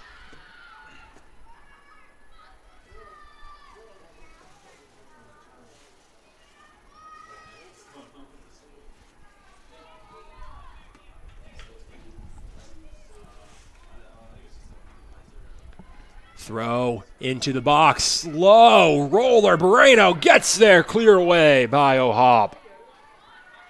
Espinoza will bring it down. Espinoza sends it high. Still loose. Moreno able to get a foot on it and rip a nice ankle shot. Great attempt by Moreno. I mean, when you have an opportunity like that, you have to finish it. When you don't finish it, it's like it's just a wasted chance of scoring a goal. I mean, Cougars, even though they're 4-2 up, they really have to try to get the fifth goal and just finish this game off comfortably. Oh, it would have been a tough shot for Moreno. Didn't have a lot of time, didn't have a great angle on it. Was barely able to get the flick off. As that throw goes straight to Hirayama, she jumps the pass, and she's trying to make a run up the middle before it's sent upfield. Knudsen, a good response, but it's taken away by Mendoza. Mendoza up the sideline, long ball looking for Moreno. Parrish cuts it off. Ludwig plays that back to Servine. Servine surveys the field, plays it up the middle to Smitch. Now over to the sideline. Hernandez trying to track it down. She'll get there before it gets out of bounds. And it's cleared out of bounds by Schlissman.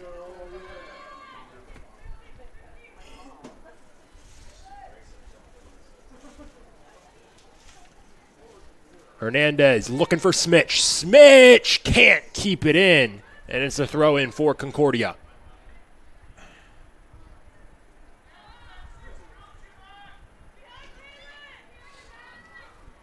Schlissman downfield looking for Martinez. Bennett flicks that central. O'Hobb now on the rebound. O'Hobb turning towards the sideline. Knudsen central looking for Putz. Putz loses possession to Fairless, and Fairless will send a long ball towards Maskery. That's knocked down out of bounds by Bennett.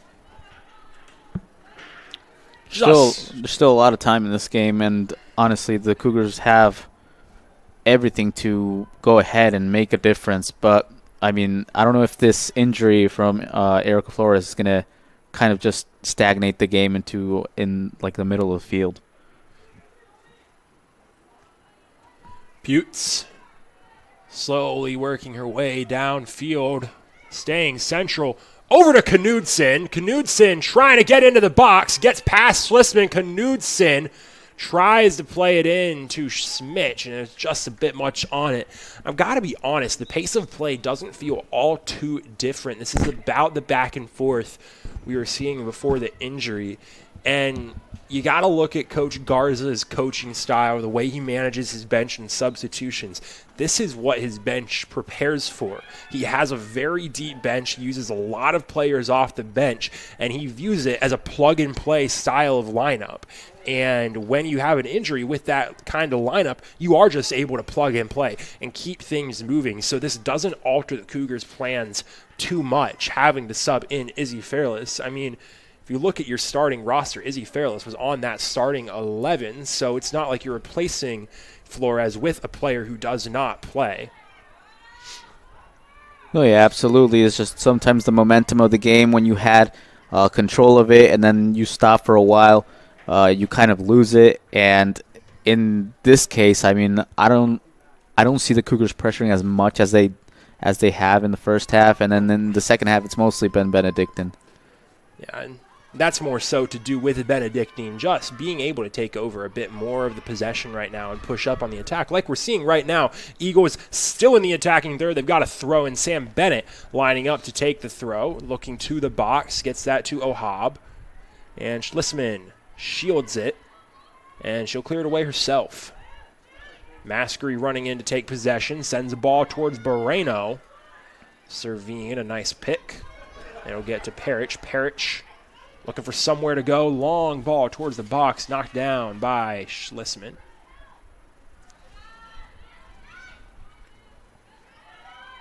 Ohab to Knudsen. Knudsen cuts back.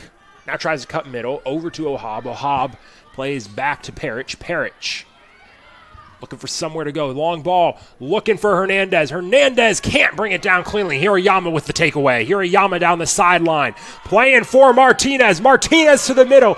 Now Martinez up to Moreno. Moreno can't get there, and Servine clears it away. Schlisman will take it for the second chance. Upfield to Maskery. Maskery turning. And out of bounds. Throw in for Benedictine.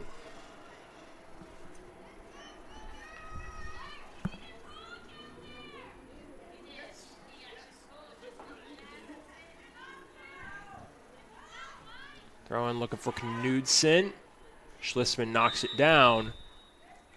And Fisher took some time to deliberate on it. Calls a handball on Schlisman. So a free kick from around the 35-yard marker of the football field for the Eagles.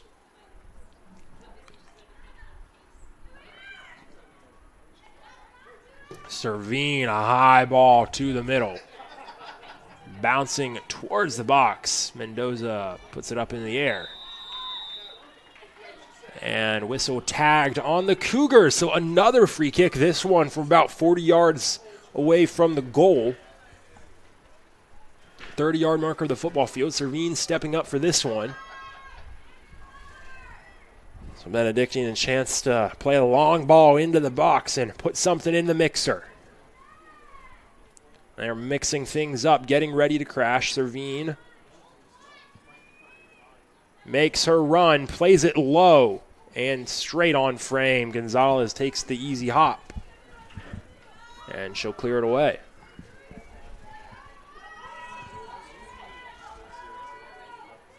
Naomi Gonzalez plays towards Maskery. Maskery touches back to Wheelock. Wheelock upfield to Schlisman. Can't keep it in. Just a step behind.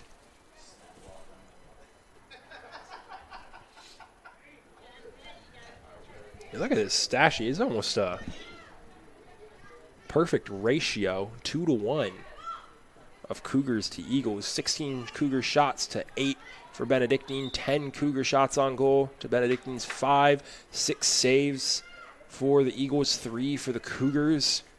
5 fouls for the Cougars, 3 for Benedictine. 3 corners for the Cougars, 1 for Benedictine. Yeah, a lot of these stats really do look like the game should be ahead by more. I mean, but then again, then you see it's 2-4, so it's kind of like a 2-to-1 ratio as well, like you mentioned.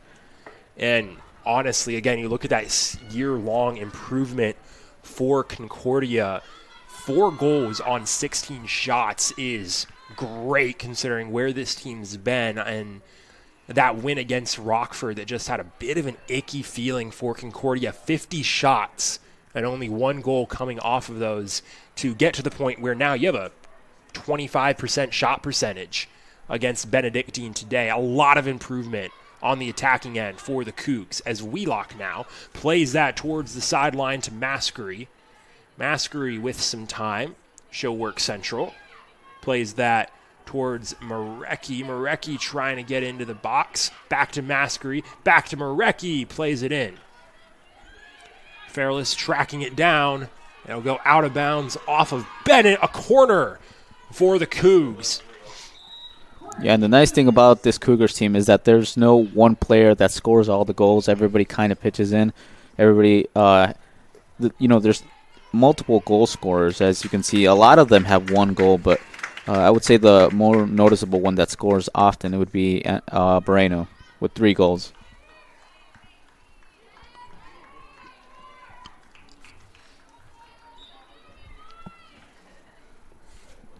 Cazares lines up for the corner, arms up, kicks away high to the front, out of bounds off Delgado. She's upset. She wanted a call on the Cougars offense for pushing into her, didn't get it. So Cazares will redo it. Believe it might have been her teammate as well. I don't think it was any of the Cougars players.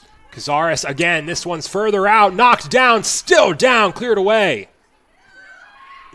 Espinoza plays it back in, cleared out again. Now Wheelock retakes the possession, knocked down by Knudsen. Knudsen slows things down, plays it over to Cox, back to Knudsen. Knudsen to the sideline, looking for Mondragon.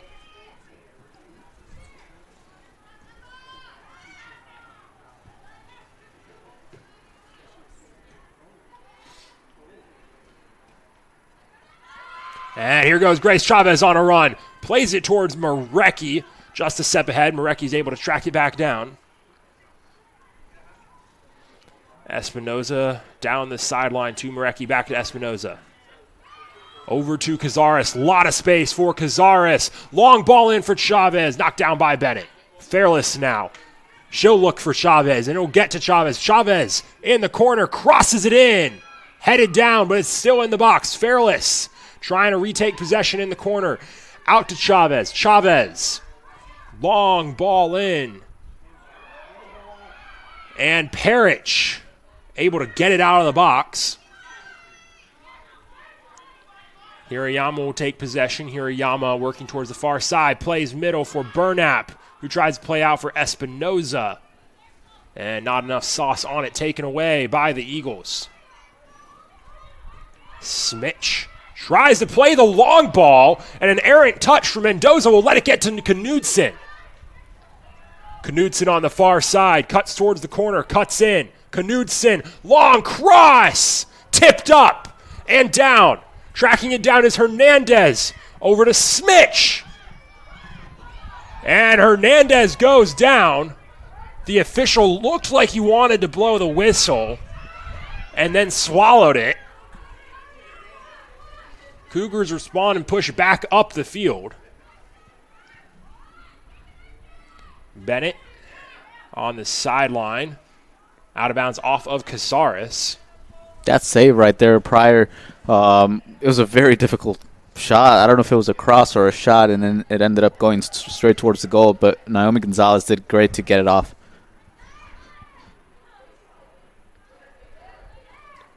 Hernandez double-teamed and just kicks it out of bounds. So going back to what you were talking about earlier, Alfredo, with those players on the Cougars who have scored in general. 4 players have scored today for the Cougars. Only one of them had scored a game before today. Hirayama Martinez and Natalie Flores all picking up their first goals of the season in today's match.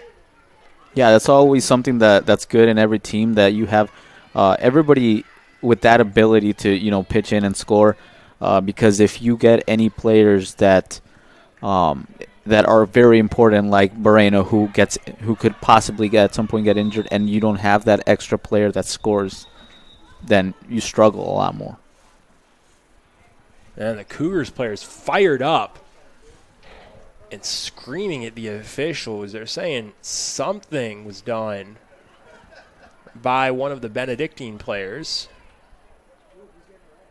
And it looks like the official is going to book him with a red card. And he does. Elena Hernandez tagged with a red card. The Benedictine players are very upset.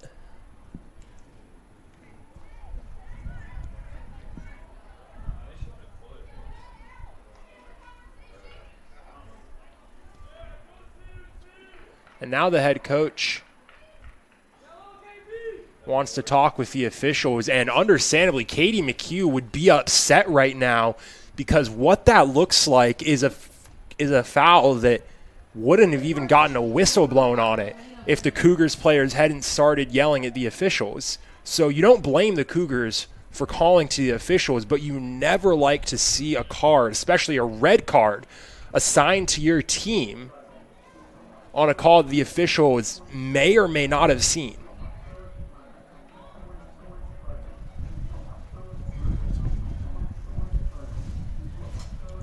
So it looks like the official is giving the line judge priority on what the line judge saw. The line judge did not put the flag up, but they did make the call to assign the red for a malicious non-soccer action. And looking with what Wheelock is talking about with her team down by the box, it was some kind of a slap is what it appeared to be. Coach McHugh still upset with the officials, and yeah, I'll say it again. You don't blame the Cougars for it, but you never, ever like seeing a red card on a call that the officials did not blow the whistle until the opposing team started telling the officials to call the foul. And this changes the whole entire course of the game, I guess, at this point, because Benedictine had been trying and had a few opportunities in which Naomi Gonzalez had to catch the ball, had to make a save, and now it just seems like this is going to be a one-sided game if Concordia take advantage of that one extra player that they have. So it looks like the center official is coming to discuss with the Cougars and get their side of what happened.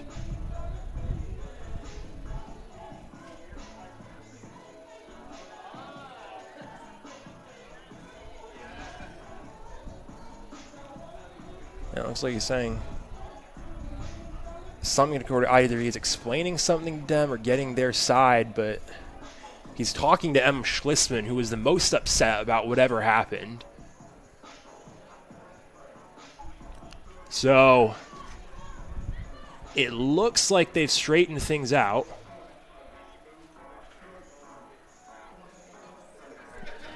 I would say fortunately for Benedictine, it was an attacking player, not a defensive player, because when you have a defensive player get a red card, that really affects a lot more.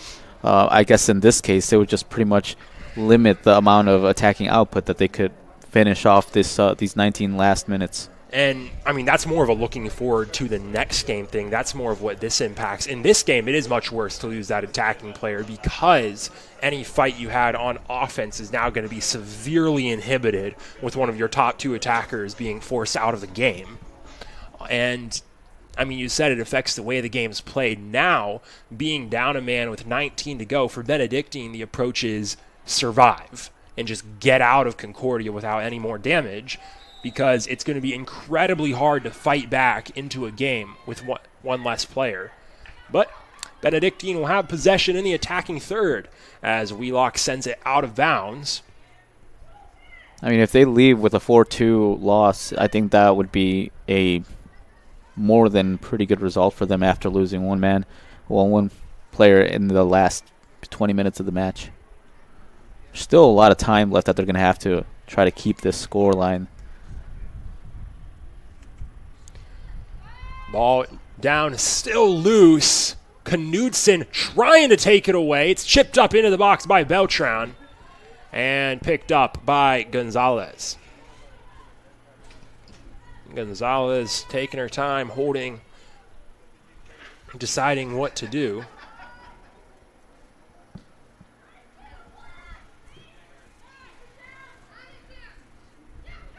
All played out to Chavez.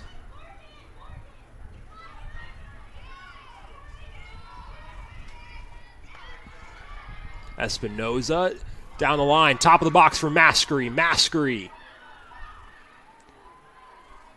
playing down corner for Espinoza. It's out the goal line. It'll be a goal kick.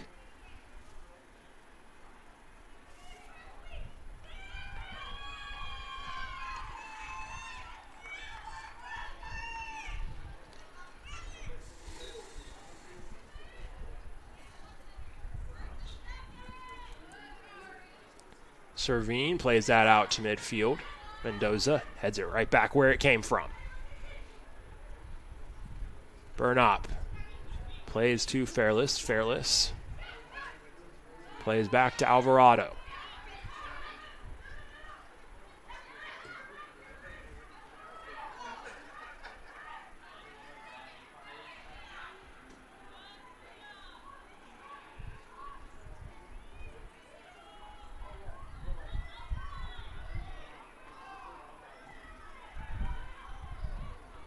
Espinoza trying to work into the box, cleared away.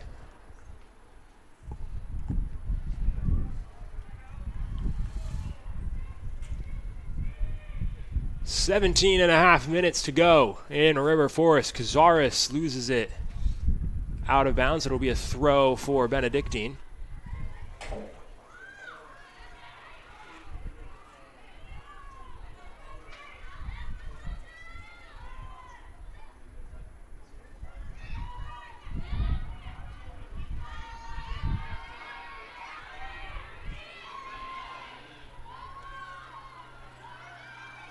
Dragging down towards the corner, Marecki able to keep it in, but Parrish is able to clear it away. And in that action, it looks like Marecki trying to slow down, hit the flag, and knocked the actual flag off of the pole. You don't see that often, as that gets replaced down in the corner as the flag is getting put back on. You can see Benedictine taking a more defensive approach now. The Cougars starting to take that control that they had in the first few minutes of the first half again, pressuring high up. I mean, their center backs are pretty much in the middle of the field at this point. And that's kind of that extra liberty you're able to take, being up that extra man. Elena Hernandez did apply that attacking pressure for the majority of the game. Without Hernandez, there's no one to do so for the Benedictine offense. Chavez down towards the goal line. Chavez cutting back up. Chavez working central. Playing it high in the box. Marecki bringing it down, cleared away by Ohab.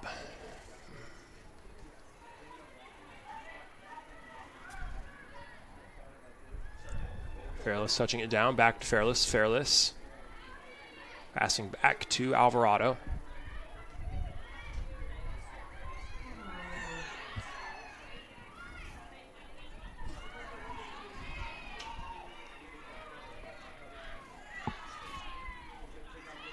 Loose ball, top of the box. Cazares trying to charge in on it. And it's a free kick for the Cougars. Right outside of the box. And they're going to tag Servine with a card. Servine upset and fired up. Benedictine have to be careful because if they lose another player like this in plays that they really shouldn't be doing, this game is just going to get out of control for them. If anything, I thought that this might have been really close to being a penalty, but it was just right outside the box. Perfect position for shot straight at the goal.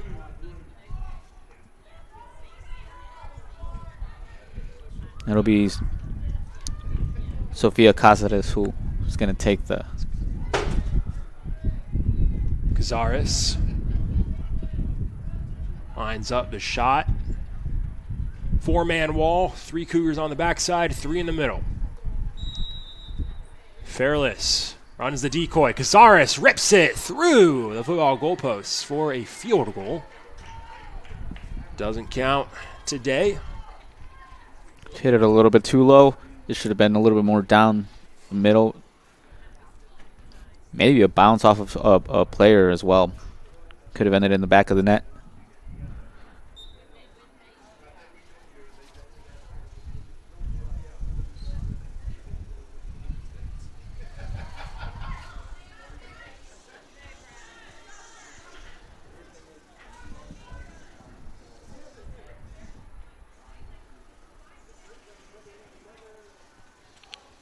You throw in for Lorenzo Mendoza. Wheelock playing over to Urbanchek.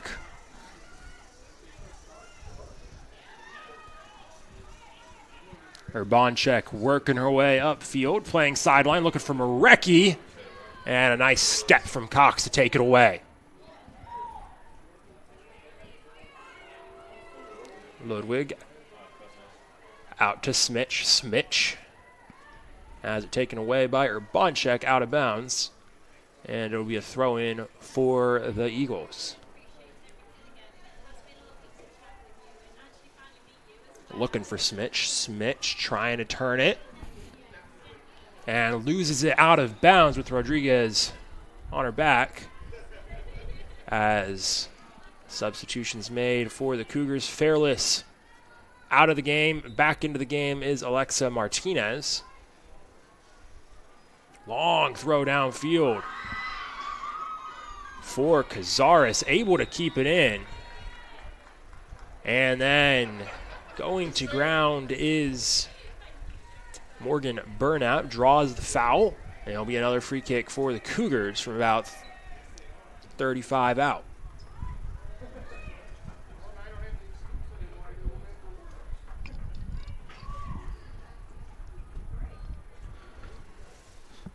Martinez lining up for the kick. Cougars lining up on the backside of the box to crash.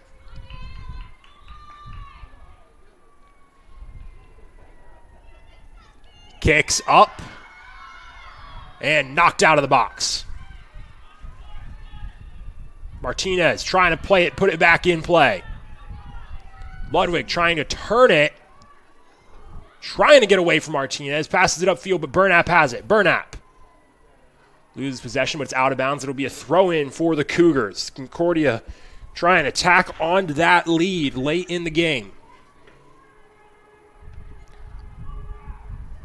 Long throw, out of bounds, off of Benedictine. So Alexandra Rodriguez will get a do-over. I will say Benedictine is doing a pretty good job at trying to keep this scoreline the same. I mean, one less player going to park the bus at this point. Ball played back into the box. Ball still down before it's finally cleared out by Servine. Wheelock to the near side to Chavez. Chavez working towards the corner. Cuts to the corner. Chavez loses it.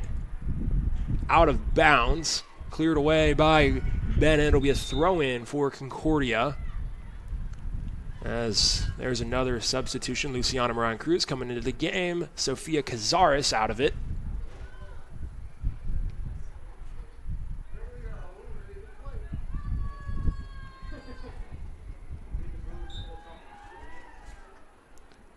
Mendoza puts it in play, out of bounds, off of Chavez for a goal kick.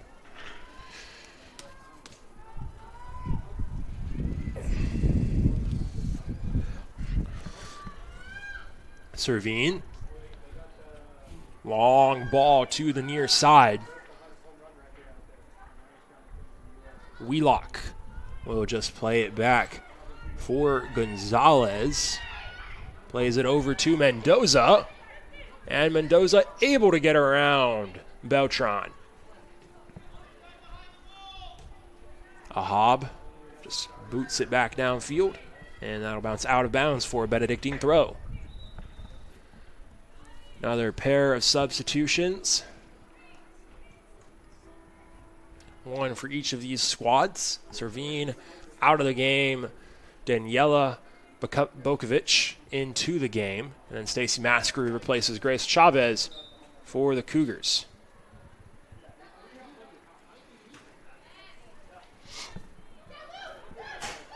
Moran Cruz brings that down, tries to play the ball through to Maskery, eventually forces it through. Back to Moran Cruz, just a step out ahead. And it's taken and booted upfield by Parrish.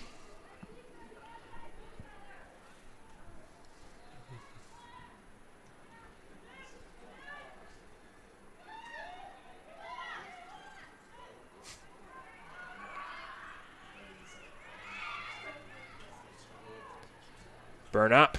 Loses possession. Knudsen tracks her down. Knudsen turning back upfield. Knudsen into space in the middle. Knudsen still going all the way past the 30-yard marker. Through ball looking for Smitch. And Urbanchek turns it towards the sideline. Running up on it is Cox. Cox now to the middle. Cox, long left foot rip. That bounces slowly to Gonzalez. They had stopped playing this, Benedictine had stopped playing this kind of style going into the second half, and now they started again, like in the first half, the counterattacks. First half, it was because that was just the kind of way that they were trying to play. Now it's more of they have one less person, and they kind of have to play in this kind of way. Bennett kicks it away from Maskery out of bounds, throw in for the Cougars down in the corner. 9 minutes left in the game. Coach McHugh just emptying her bench just to try and survive. Maskery crosses it in, but gets the wrong direction of spin on it, and it'll go out of bounds. Here's a pair of substitutions coming in from the Eagles sideline. Out of the game is Smitch and Ludwig into the game.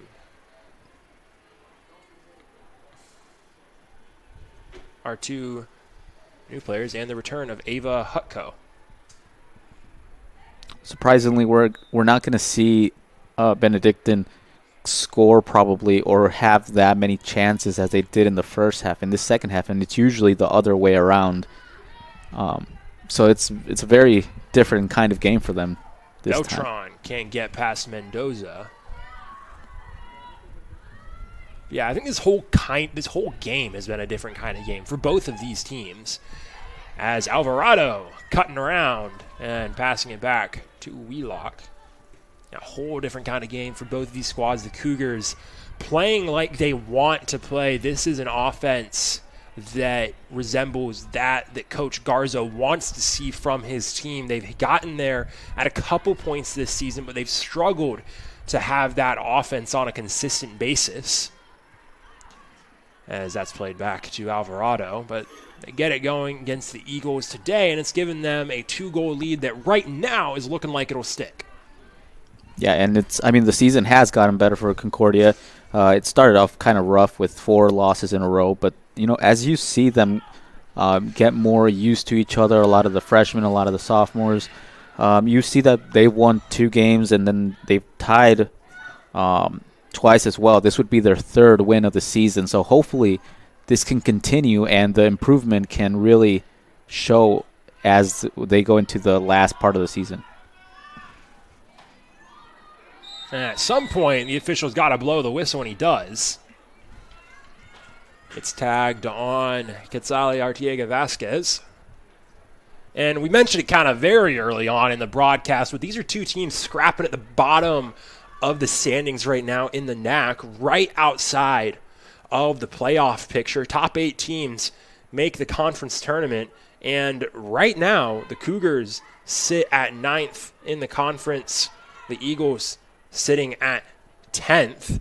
St. Norbert's holding that 8th seed with a 3-4-1 record, but they do have an extra game up on these two teams. So if the Cougars win today, they match St. Norbert, which opens up all of those tiebreaker spots for that 8th seed, which is made even more fun because neither of those teams has a head-to-head, as the Cougars tied the Green Knights in their match out here last week, as there's a ball crossed in, grabbed out of the air by Gonzalez. This is the game that did have a lot of implications for how that late season playoff picture might look between these teams at the bottom of the picture, trying to scrap their way in to the playoffs.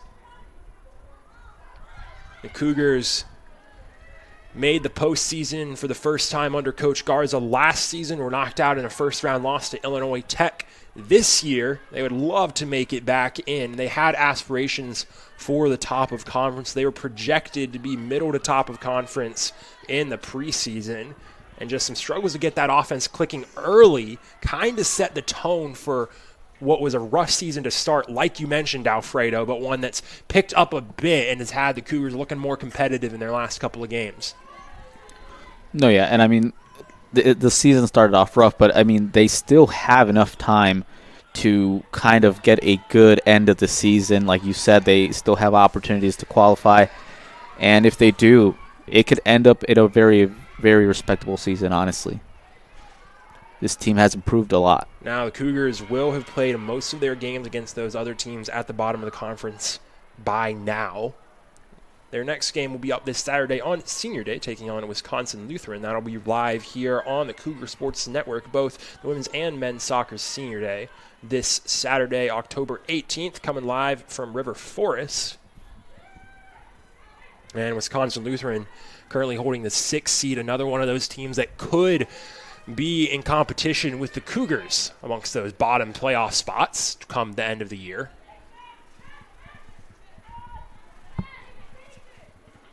A Hobb working down the sideline as it passed back to Bennett as Hitko works central for Parrish. Parrish taking her space. Plays it into the box, tipped towards Gonzalez and picked up. And these long balls, that shot stat category for Benedictine slowly getting bumped up with these last couple of plays. Batted around, a Hobb playing over to Knudsen.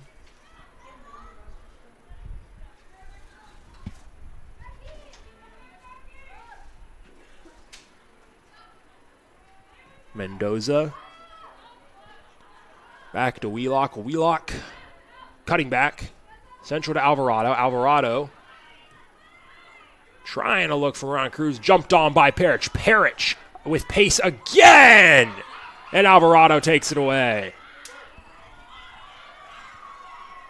Ron Cruz down the sideline looking for Marecki. Marecki can't take it in stride. Has to go back to Moran Cruz. Over to the near side looking for Maskery. Cleared away by Bennett. Wheelock working central. Upfield for Arteaga Vasquez. Taken away again. Beltran. Pass picked off by Alvarado.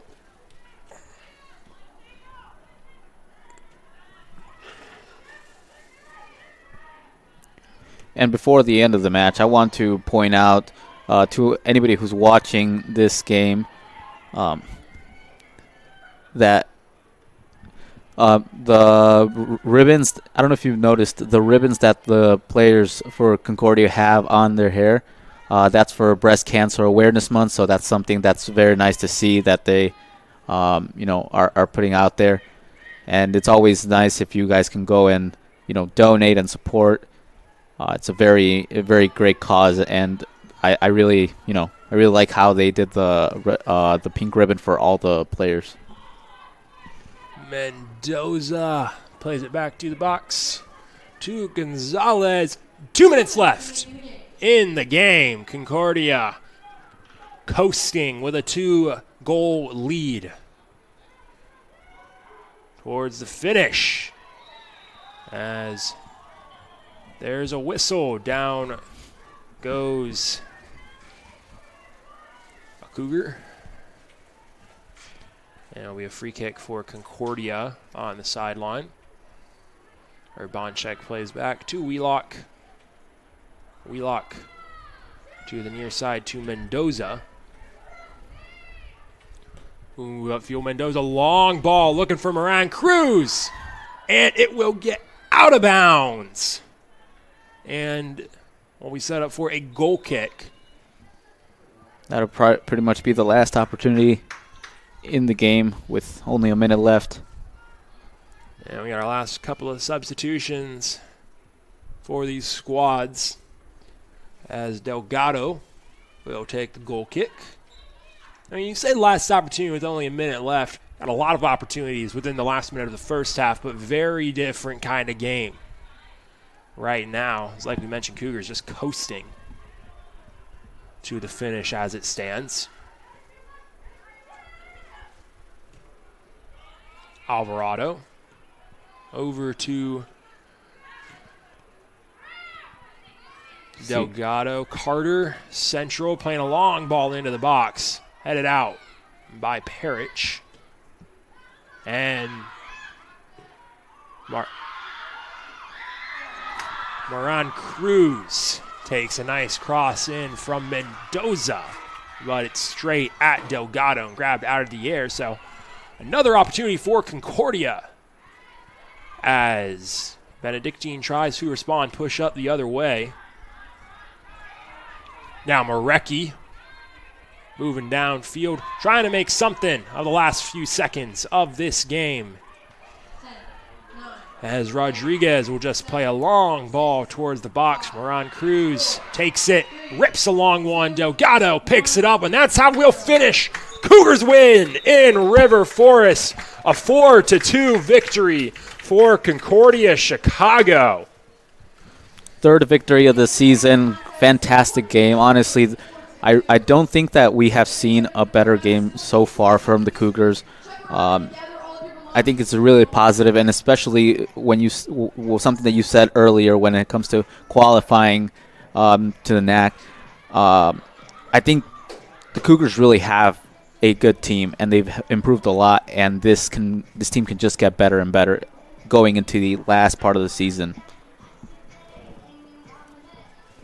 4-2 win for the Cougars. 4 goals coming from 4 different players. Mia Hirayama, Alexa Martinez, Grace Chavez, and Natalie Flores all picking up a goal today. Over on Benedictine's side, Kaylin Knudsen and Elena Hernandez each picking up a goal. Hernandez exiting the game with a red card halfway through the second half, ending her day earlier than Benny would have liked it. And the Eagles, they'll move on from here to try and rebound in conference play with a match against Marion as they travel back home to take on the Panthers. The Cougars, like we mentioned, stay at home this weekend to take on Wisconsin Lutheran College on Senior Day. That'll be at 12 o'clock live here on the Cougar Sports Network, so make sure to check in for that game as the Cougars try and continue an improved run of form and set themselves up to compete for one of those last playoff spots in the NAC. Concordia 4-2. 4 different players scoring goals for the Cougars, 2 different players scoring goals for the Eagles. That'll do it for the game here on the Cougar Sports Network. The Cougars pick up the win, move to 3-10-2 on the season, and 3-4-1 in conference play. Benedictine drops to 2-4 in conference play.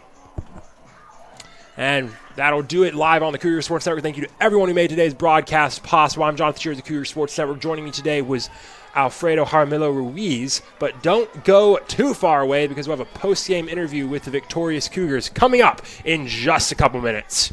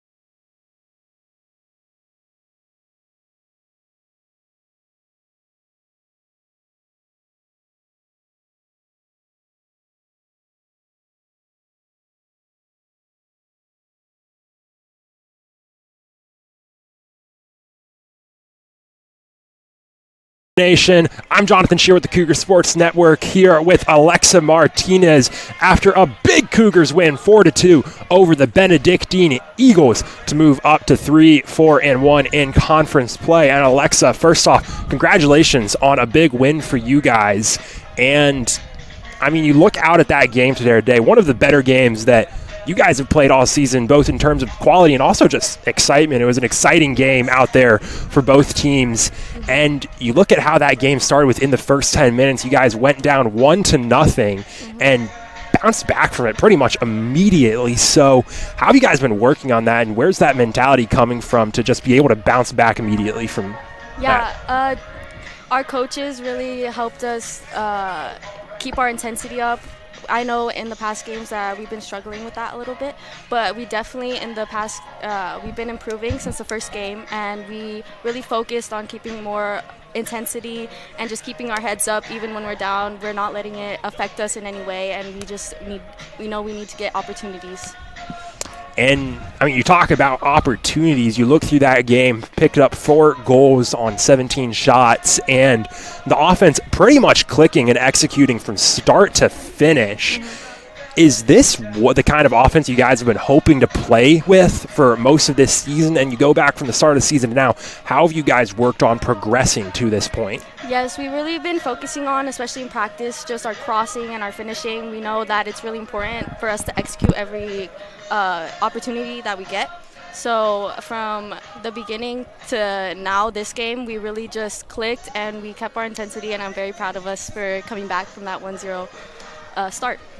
Absolutely, and with that 4-2 win, you guys move up to 3-4-2 in conference. You move up to being tied with the St. Norbert Green Knights for that last spot in the conference playoffs. So as you head into that final stretch of the conferences, you guys got a couple games left.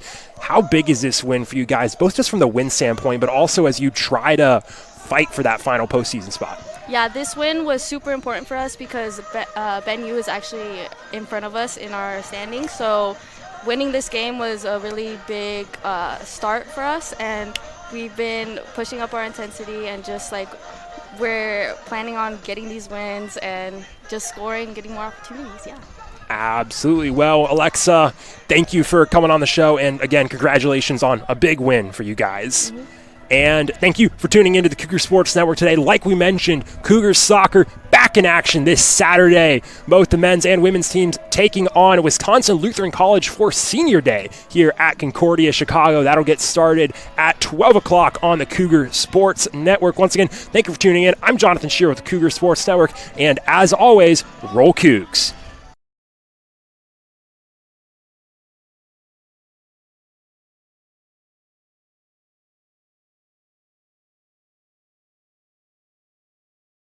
Into today's Concordia University Chicago Cougars Athletics broadcast.